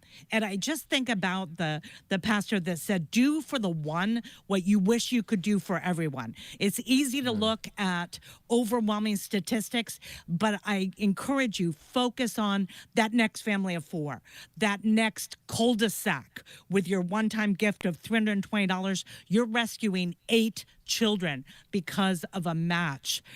Those people, those children will have a future. They will have a 2024 because of your generosity right now. So don't be dismayed. Take action and bring hope into the midst of this darkness and potential despair. And the number to call, 844-862-4673. I'll say it again, 844-862-4673, or visit 560theanswer.com/food for the poor. And of course, we always have some naysayers who text into the program. What about the children here who are starving? But it's a different level of poverty, because just explain that. And it's not an either or proposition.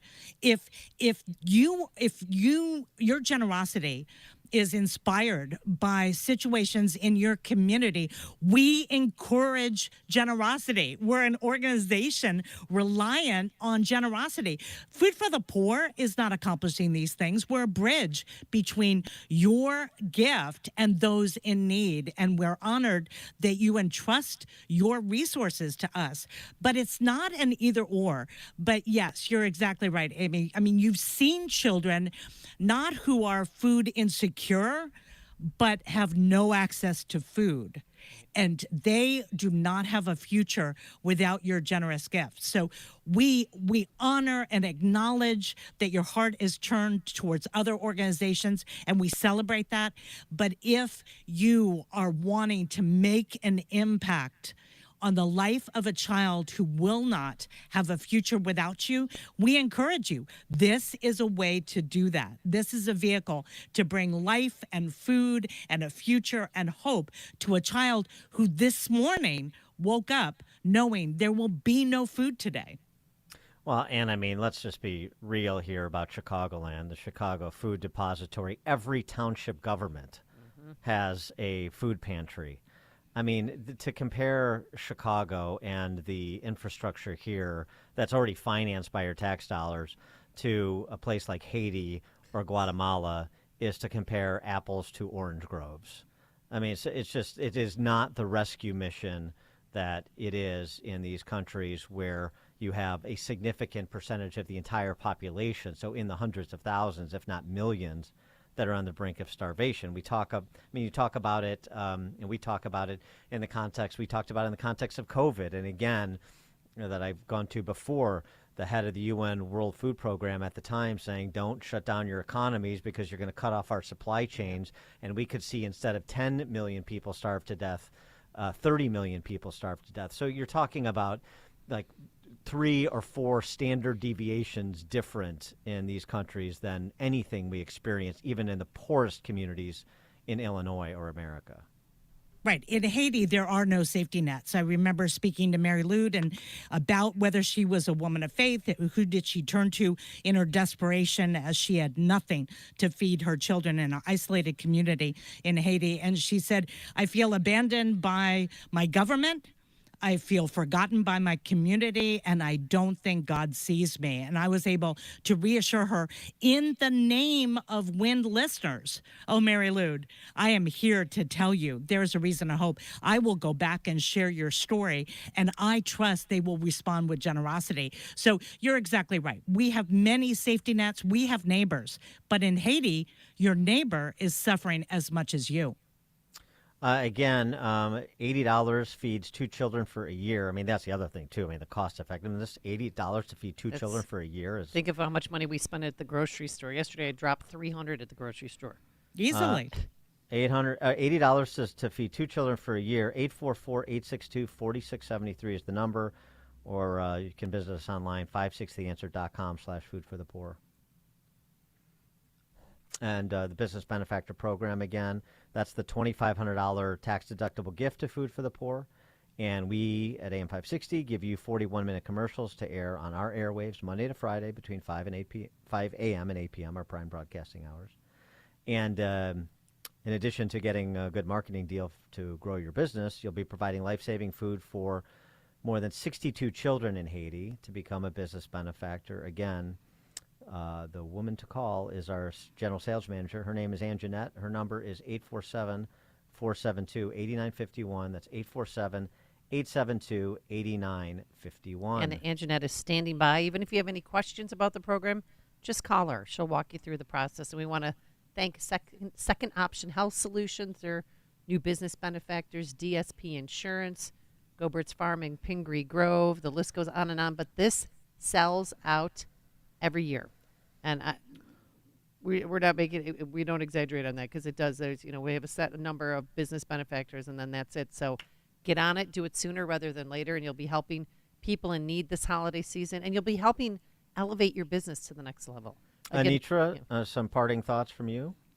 So many children have already been rescued, and I just think of the mothers who will fall to their knees and throw up their arms when they get word that their children are going to eat for a year. But I also think of the people still in line waiting and thinking, will there be somebody to step forward and rescue my children? Will you be that one right now? Anricha Parmalee, thanks from Food for the Poor, of course. Thanks so much for joining us again. Appreciate it. Always a joy. I wouldn't want to be anywhere else than seeing the miracles that are happening through your listeners right now. Thank you so much. And she joined us on our turnkey.pro answer line. You're listening to Chicago's Morning Answer with Dan Proft and Amy Jacobson on AM 560. The Answer. Have you saved enough? What are you going to do with Social Security? What will your taxes look like in retirement? Scott Tucker believes retirement planning should be easy, and you should be able to get all the information you need in one place. That's why Scott created the Retirement Decoded Toolkit, a comprehensive resource for your retirement. In it, you'll find a copy of his latest book, Escape Illinois: Should I Stay or Should I Go? This book will provide insight on taxes, Social Security, income, and more. To get your free Retirement Decoded Toolkit, text KIT, K-I-T, to 847-474-3888, or go to retirementdecoded.com. Now, in addition to the book, you'll also receive resources on retirement's most common concerns. Get your Retirement Decoded Toolkit from Scott Tucker right now by texting KIT to 847-474-3888, or go to retirementdecoded.com. Investment advisory products and services made available through AE Wealth Management, LLC. A registered investment advisor, this is a paid placement. All right. Christmas time. After you donate money to Food for the Poor, then you should hop online to get your hottie, your girlfriend, your wife, maybe both, a pajamagram. It's something that will please you the whole year round. What it is, the Smooth Seduction Satin Nightie. You also get a robe plus a free eye mask, all wrapped in an elegant satin keepsake bag. You heard that right. 4 gifts delivered right to your door, ready to go under the tree. Silky, sensuous glides over the skin, designed to make her feel amazing and drive you wild. Don't wait. Get it before it sells out. Go to pajamagram.com. That's pajamagram.com. And tell them Dan and Amy sent you. The holidays are here again, and it's really getting cold outside. It's time to snuggle up by the fireplace with a delicious mug full of Bob's Belgian hot chocolate. Oh my gosh, it's so good. Each sip is so rich, so luxurious, and oh so chocolatey. Bob makes his hot chocolate with 100% imported Belgian chocolate, and it's so easy to make. You just stir it into hot milk and voila! You just made yourself the best hot chocolate ever. You can buy Bob's Belgian hot chocolate mix and sticks online at bobsbelgianhotchocolate.com or visit us at Chris Kindle Markets at Daily Plaza, Wrigley, and Aurora. Come on out and join in on all of the holiday fun with visitors from all over the world. We can click our glasses and wish each other good cheer with a delicious mug full of Bob's Belgian hot chocolate. Oh my gosh, it's so good. bobsbelgianhotchocolate.com. Signature Bank is Chicago's fastest growing independently owned business bank. It's a bank where relationships still matter. I'm Dan Proft, and I know this because Signature Bank is my business bank. And this is Brian Duncan, co-founder of Signature Bank. We wish you the very best this holiday season from Signature Bank, Chicago's business bank. Signature Bank helps local businesses succeed. Let Signature Bank turn your business vision into reality this holiday season. Visit signaturebank.bank. Member FDIC, Equal Housing Lender. The holidays. Back again. Visiting with family and friends this time of year can bring great joy and happiness. But it also can unfortunately bring stress, hypertension, and overeating, all of which can make your blood pressure skyrocket. High blood pressure is one of the world's leading risk factors for death and disability, and often leads to stroke, heart attack, and kidney damage.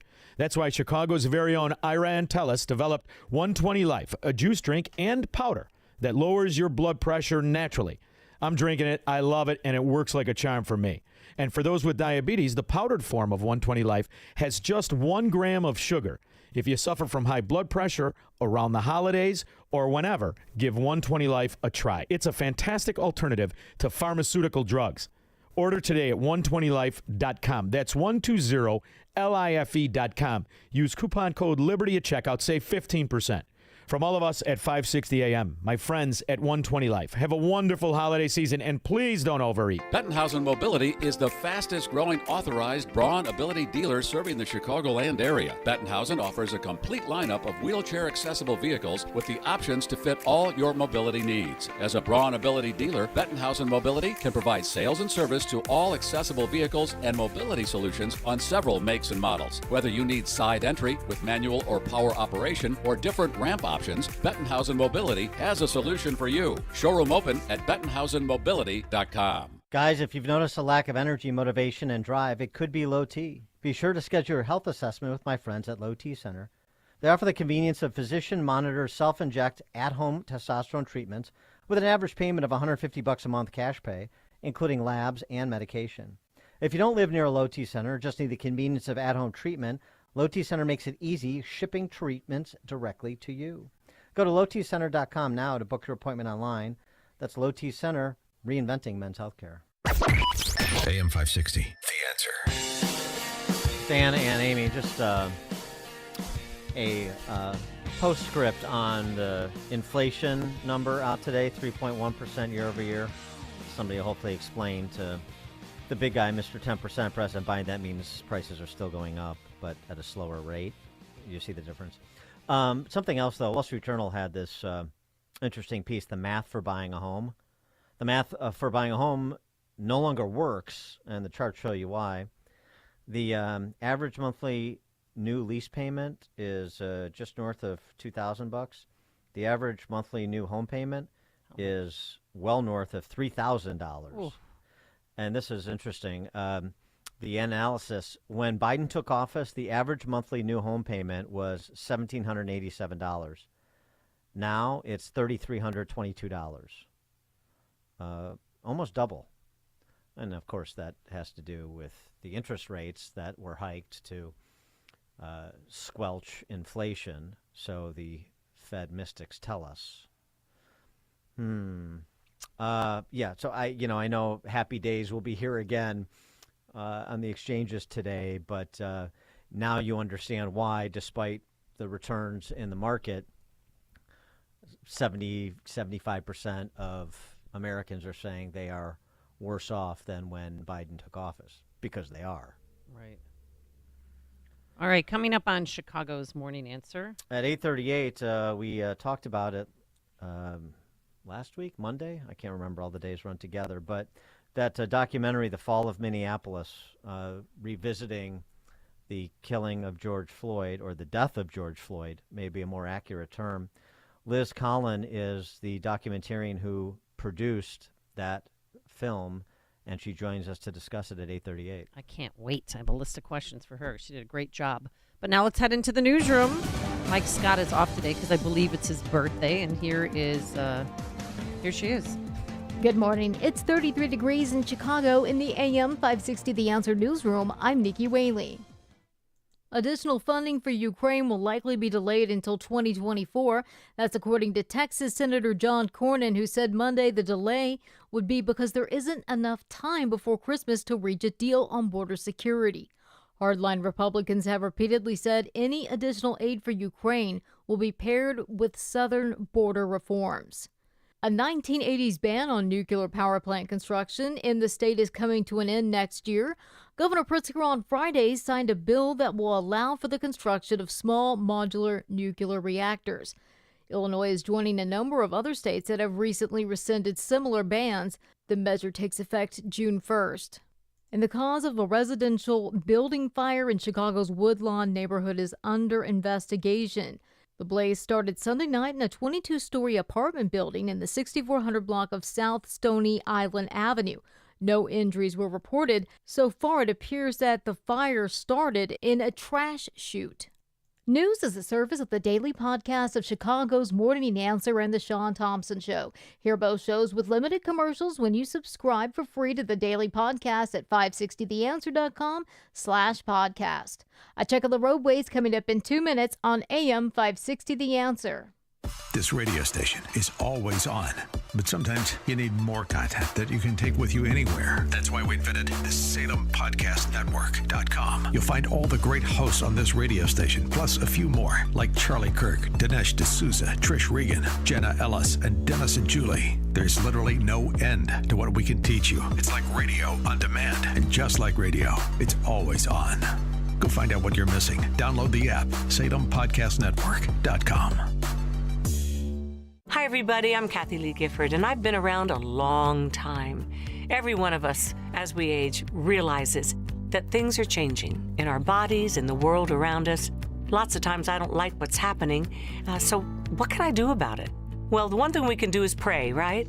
The other thing we can do is take better care of ourselves. I do that by taking Balance of Nature because I'm not really good at nutrition. I'm too busy, I'm on the run, and I don't eat enough vegetables, and I certainly don't eat enough fruit. And when I take Balance of Nature, I can feel good that I've done something for myself that I can actually control. So take control. Get Balance of Nature. Celebrate Christmas with us. Go to balanceofnature.com and sign up as a new preferred customer to get 35% off your first order, plus a free fiber and spice supplement. Go to balanceofnature.com or call 1-800-246-8751 and get this exclusive holiday offer by using discount code KLG. Hi, I'm Henry Winkler. My eyes are very important to me. My eyes connect me with things I love. I loved my late father-in-law dearly. He always lit up a room, but his vision dimmed with age. He had age-related macular degeneration, or AMD. And since partnering with Apellis, I've learned there's an advanced form of the disease called geographic atrophy, or GA. His struggle with vision loss made me want to help others know about GA's warning signs. For some, straight lines seem wavy, like when looking at a door frame. For others, blurry or missing spots can make it hard to read or see loved ones' faces. Many have trouble seeing in low light, making driving at night difficult. GA gets worse over time and cannot be reversed. If you've been diagnosed with AMD and notice vision changes, don't wait. Talk to your eye doctor about GA today. Learn more at GAWon'tWait.com. That's GAWon'tWait.com.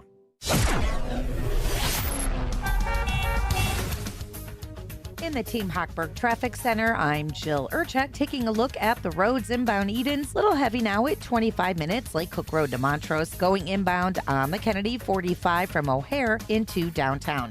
Inbound Eisenhower, the exit ramp to eastbound North Avenue partially blocked with an overturned semi. It's an hour and 10 in, 390 to downtown.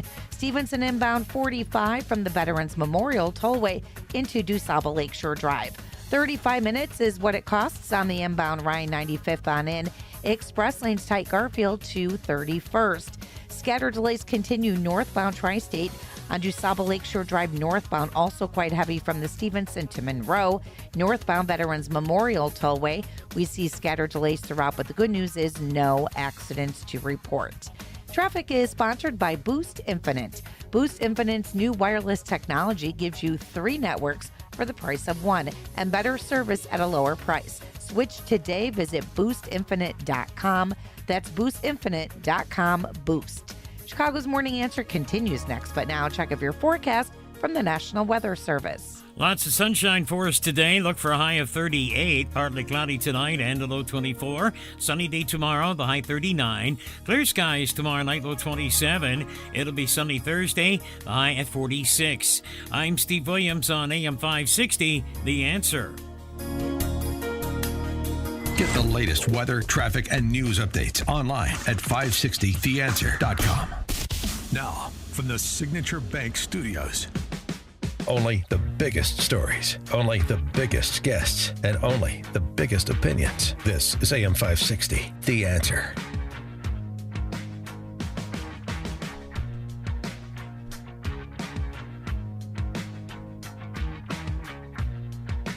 Top of the morning, Dan and Amy.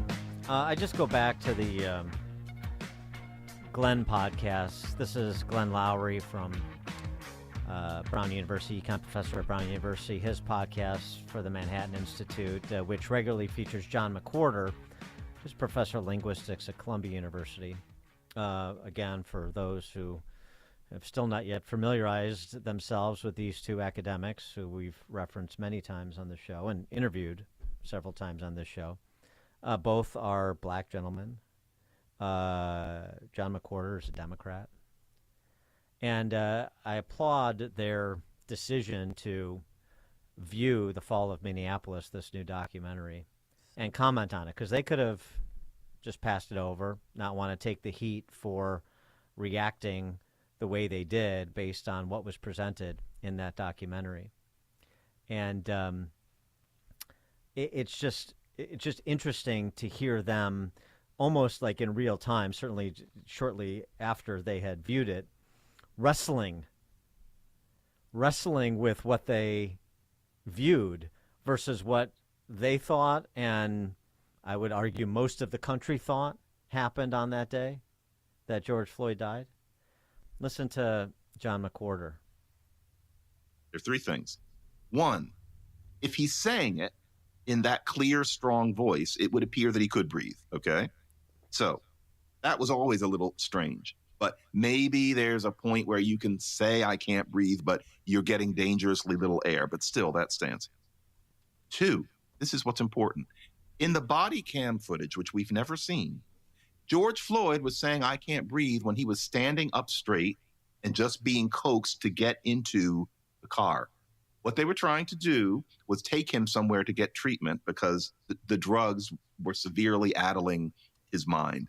And he wouldn't get in the car. And he starts saying, breathing air, standing up, I can't breathe, when nobody is anywhere near his neck or anything else. George Floyd was extremely high on fentanyl and meth to an extent that could have killed him sitting in a chair. If you're on fentanyl in particular, you get something called wooden chest, where you can't breathe if you've got that much in you.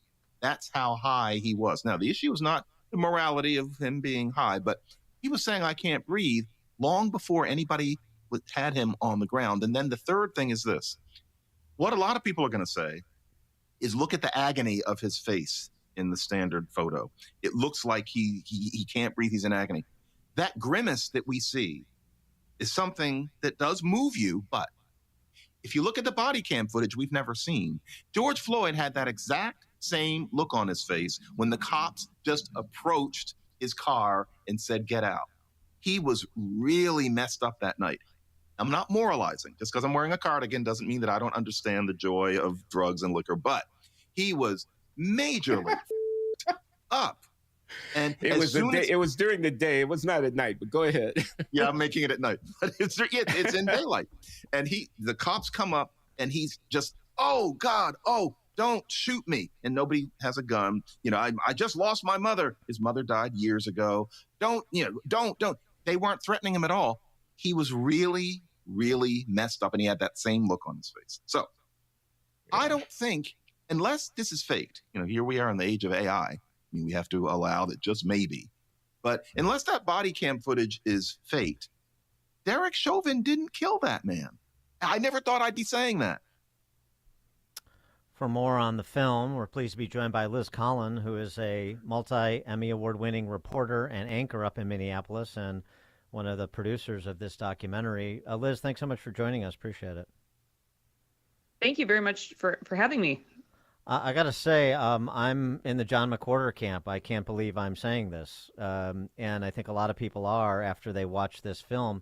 So I guess just to address John McWhorter's, contingency, not faked, not AI. You obtain this body cam video that he was referencing that shows Chauvin from behind with his knee on Floyd, but his knee near the shoulder blade per the training manual and not on his neck.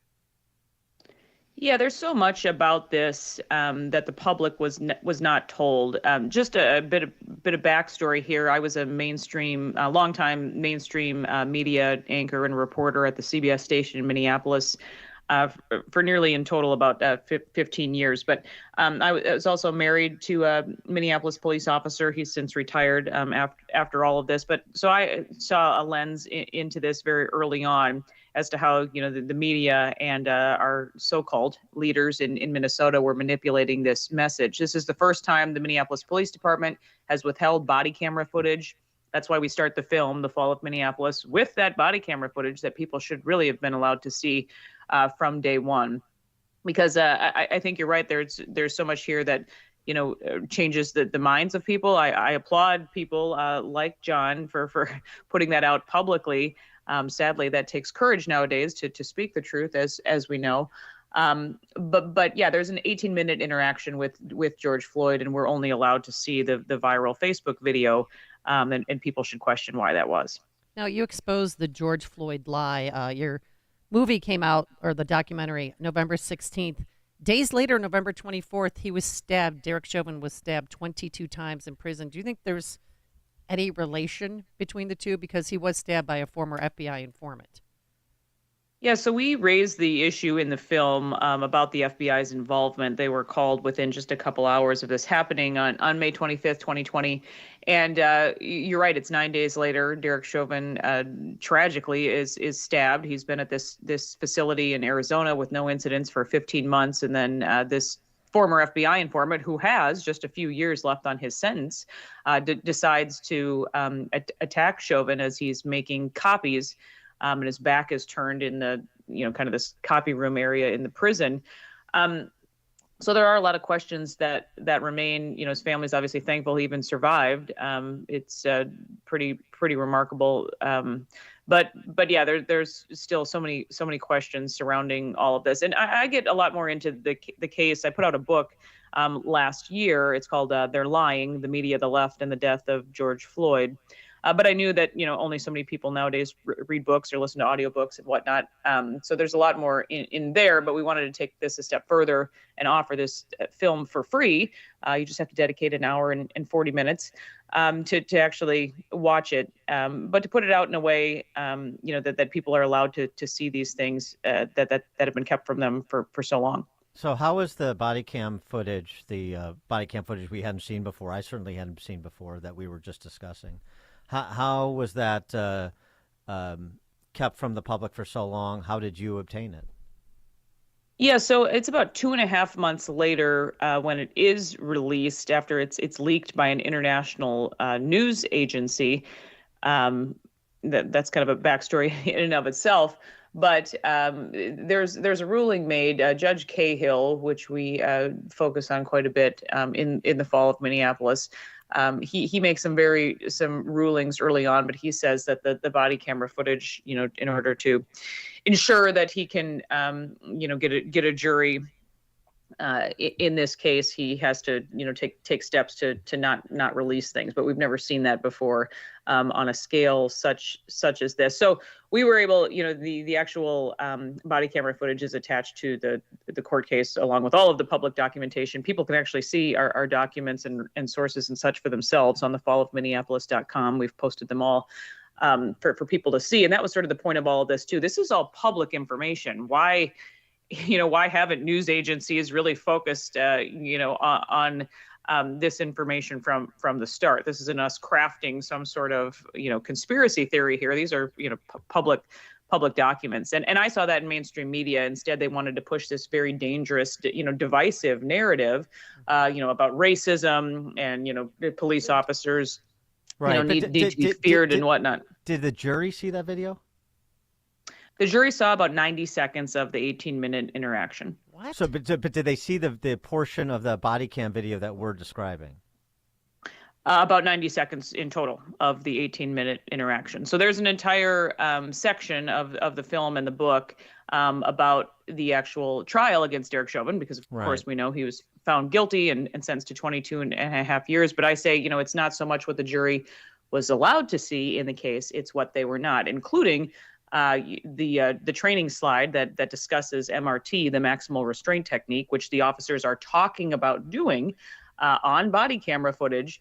That was not allowed at trial at all. In fact, you have the chief of police and the head of training in Minneapolis talking about how that was not a part of training, despite the fact that we found, the training that dates back decades in Minneapolis, and every officer, 16 of them that we interviewed for the film, had been trained in MRT. Well, what about him swallowing the drugs? I mean, I didn't see that before. Did the jury, were they able to see that at least?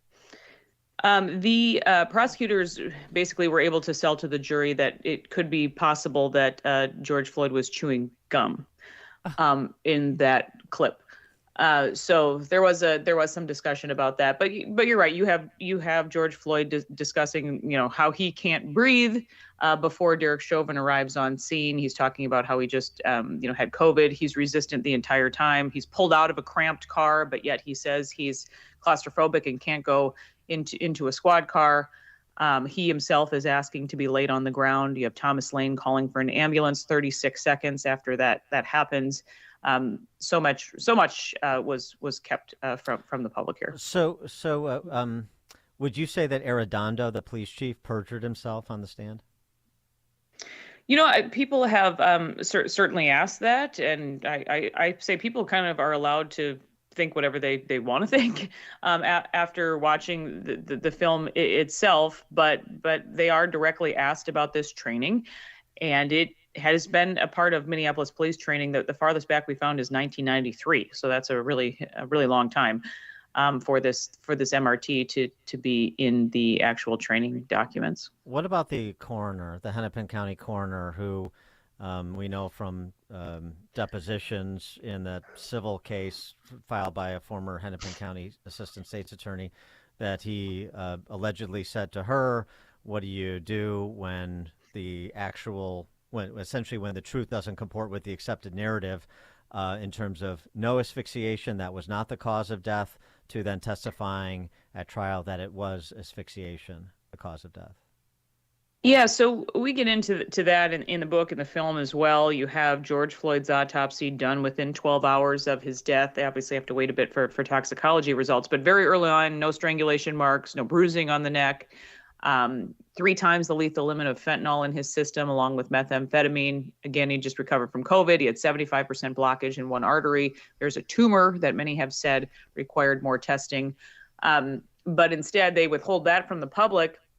And you have sort of these backdoor meetings with prosecutors that go on over the course of the week. Now, keep in mind, this autopsy and the body camera footage is all available before any buildings burned to the ground in Minneapolis or all across the country as well.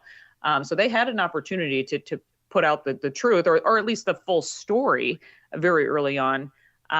But you have sort of this back and forth with prosecutors and Dr. Baker as the narrative changes. And then you have the autopsy released just a few hours before George Floyd's family releases their own autopsy.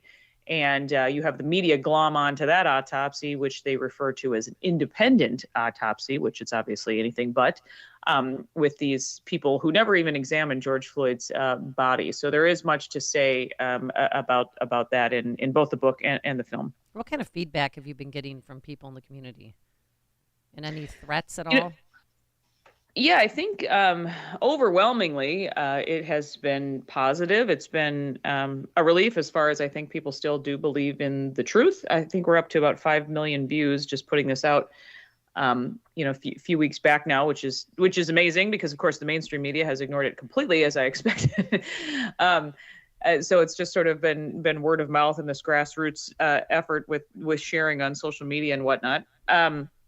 But a lot of people have, thanked us for, setting the record straight in a way. And if there is bad feedback, it's always the same name calling.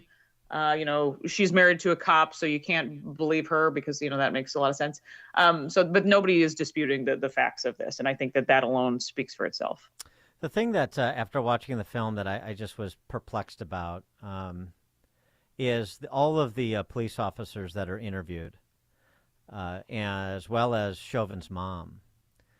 Why was none of this brought into the public arena? Why was not his defense counsel, defense attorney, shouting from the rooftops, "You have to see the entire thing. Look at this segment of the body cam footage that we see in your film.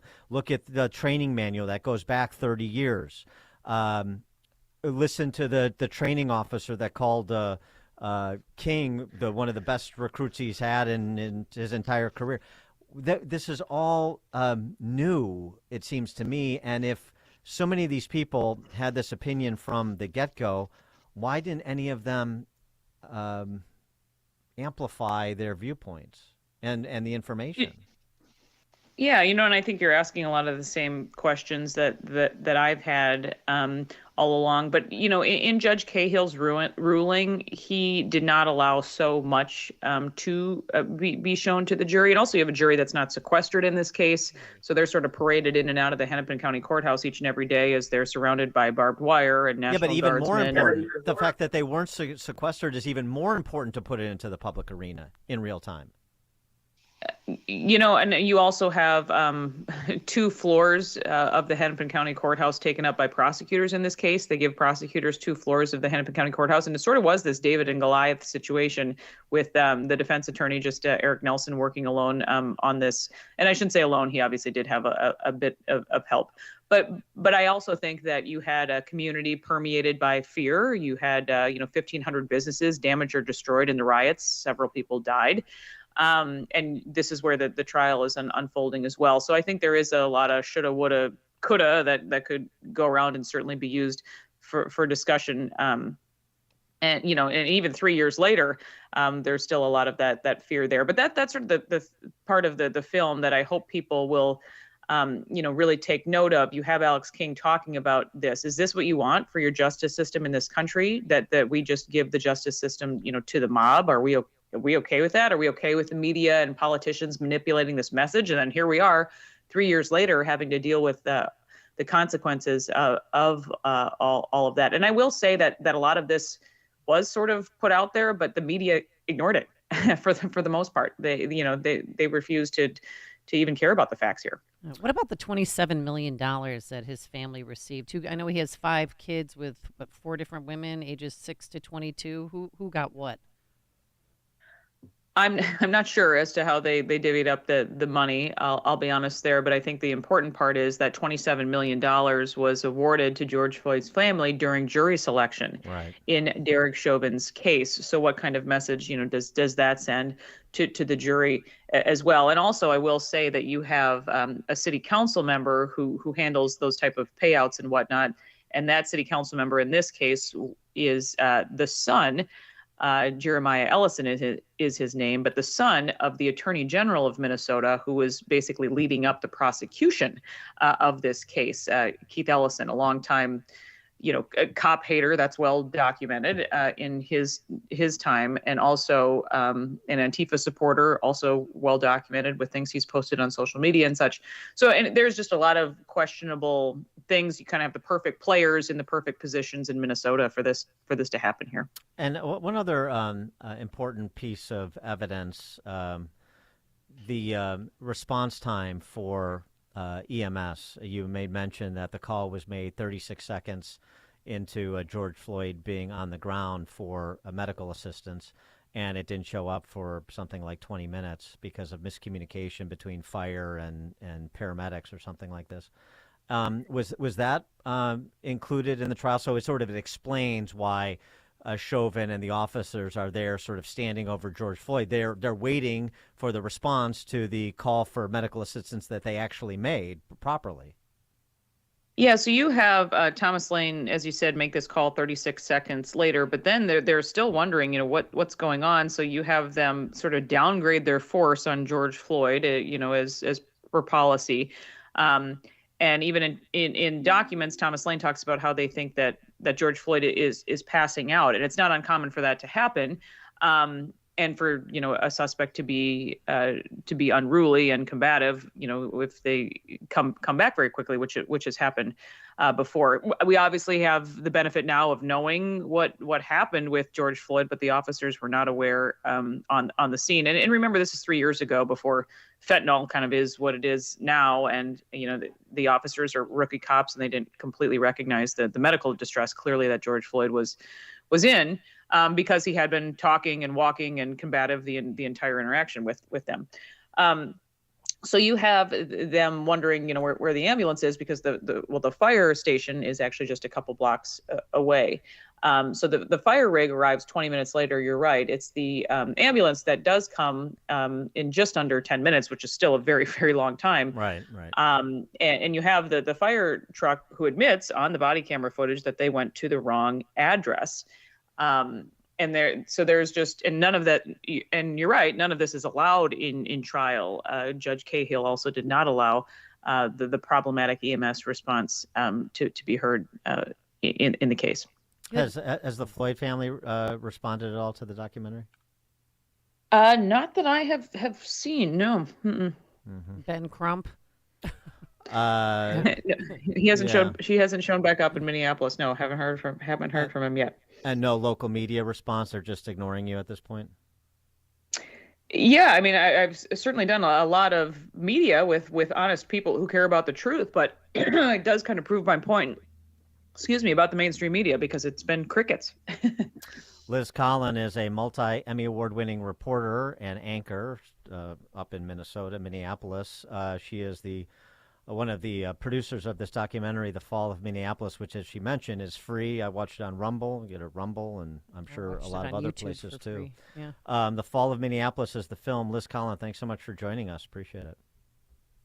I appreciate it, you guys. And yeah, just thefallofminneapolis.com. All the information is there. Thank you so much for your support of the film. Oh, thank you. God bless. Fallofminneapolis.com, right? The website, the documentation. Yeah, great stuff. And she joined us on our turnkey.pro answer line. It's news, opinion, insight. This is Chicago's Morning Answer on AM 560. The Answer. Well, they dropped it down the stairs and then they tumbled off their truck. But when it fell out in the street, I knew I was out of luck. I got the crash, bang, boom. Should have had it in the Starcase Blue. Yeah. If you don't want to lose it, put yours in the Starcase too. Yes, Starcase has designed custom reusable shipping cases for everything from irreplaceable trophies to mission-critical scientific equipment. Cases that can take the crash, bang, boom waiting for it when it leaves your dock. Let us build you a case specially designed to protect your stuff. Go to starcase.com or call 800-822-STAR. That's 800-822-7827. Untuckit has everything he needs this holiday season. Shop now and save big with our biggest sale of the year happening at Untuckit.com or at any of the 80-plus Untuckit stores. Untuckit shirts are designed to be worn untucked. They keep him looking sharp and feeling comfortable. He'll love to unwrap one of our iconic button-downs, super soft flannels, or cozy sweaters. Get them while they last during our biggest sale of the year. Shop Untuckit's biggest sale of the year happening now at Untuckit.com or at any of our over 80 stores. AM 560, The Answer. All right, thanks so much for making us part of your morning. See you tomorrow at 5 a.m. It's 9 a.m. now. WIND Chicago. She's not going anywhere. I'm Dave Anthony, Fox News. Harvard's president will remain on the job, weathering a storm of criticism over her comments about anti-Semitism following pro-Palestinian protests on college campuses. The Harvard Corporation is reaffirming its support for University President Claudine Gay following her unwillingness during a congressional hearing to say calls for genocide of Jews violated the university's policies against bullying, harassment, or intimidation. Fox's Eben Brown, the University of Pennsylvania's president, resigned over the weekend after also not condemning calls for genocide at that hearing. Ukraine's President Volodymyr Zelensky is on Capitol Hill with his hand out. Just down the hallway from me, meeting with all 100 senators in his last-ditch effort to try to convince all of them, Republicans, Democrats alike, to pass Ukraine aid, billions more in aid before the end of the year, but it appears that is not likely to happen, at least before the holidays. Fox's Ayesha Hasni. Republicans are holding that aid to Ukraine and Israel bundled together up,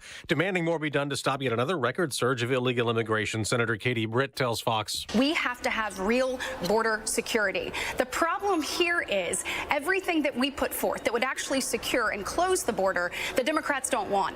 In the House, the Republican-led Rules Committee will consider a resolution to formalize an impeachment inquiry. The full House could vote to approve tomorrow as they investigate Biden family overseas business dealings and if the president was involved. Now, the White House says he was not, and it's a political smear. GOP Congressman Steve Scalise tells Fox. Ultimately, the White House has changed their story multiple times, but there's still more evidence we're trying to get, and the White House is blocking that evidence. Inflation has slowed a bit more. Consumer prices only rose 0.1% last month, and compared to a year ago, the 3.1% increase in prices slightly less than October's annual rate, after the Fed's rate hikes drove interest rates up to 22-year highs. America's listening to Fox News. Good morning. It's 34 degrees in Chicago in the AM 560 The Answer newsroom. I'm Nikki Whaley.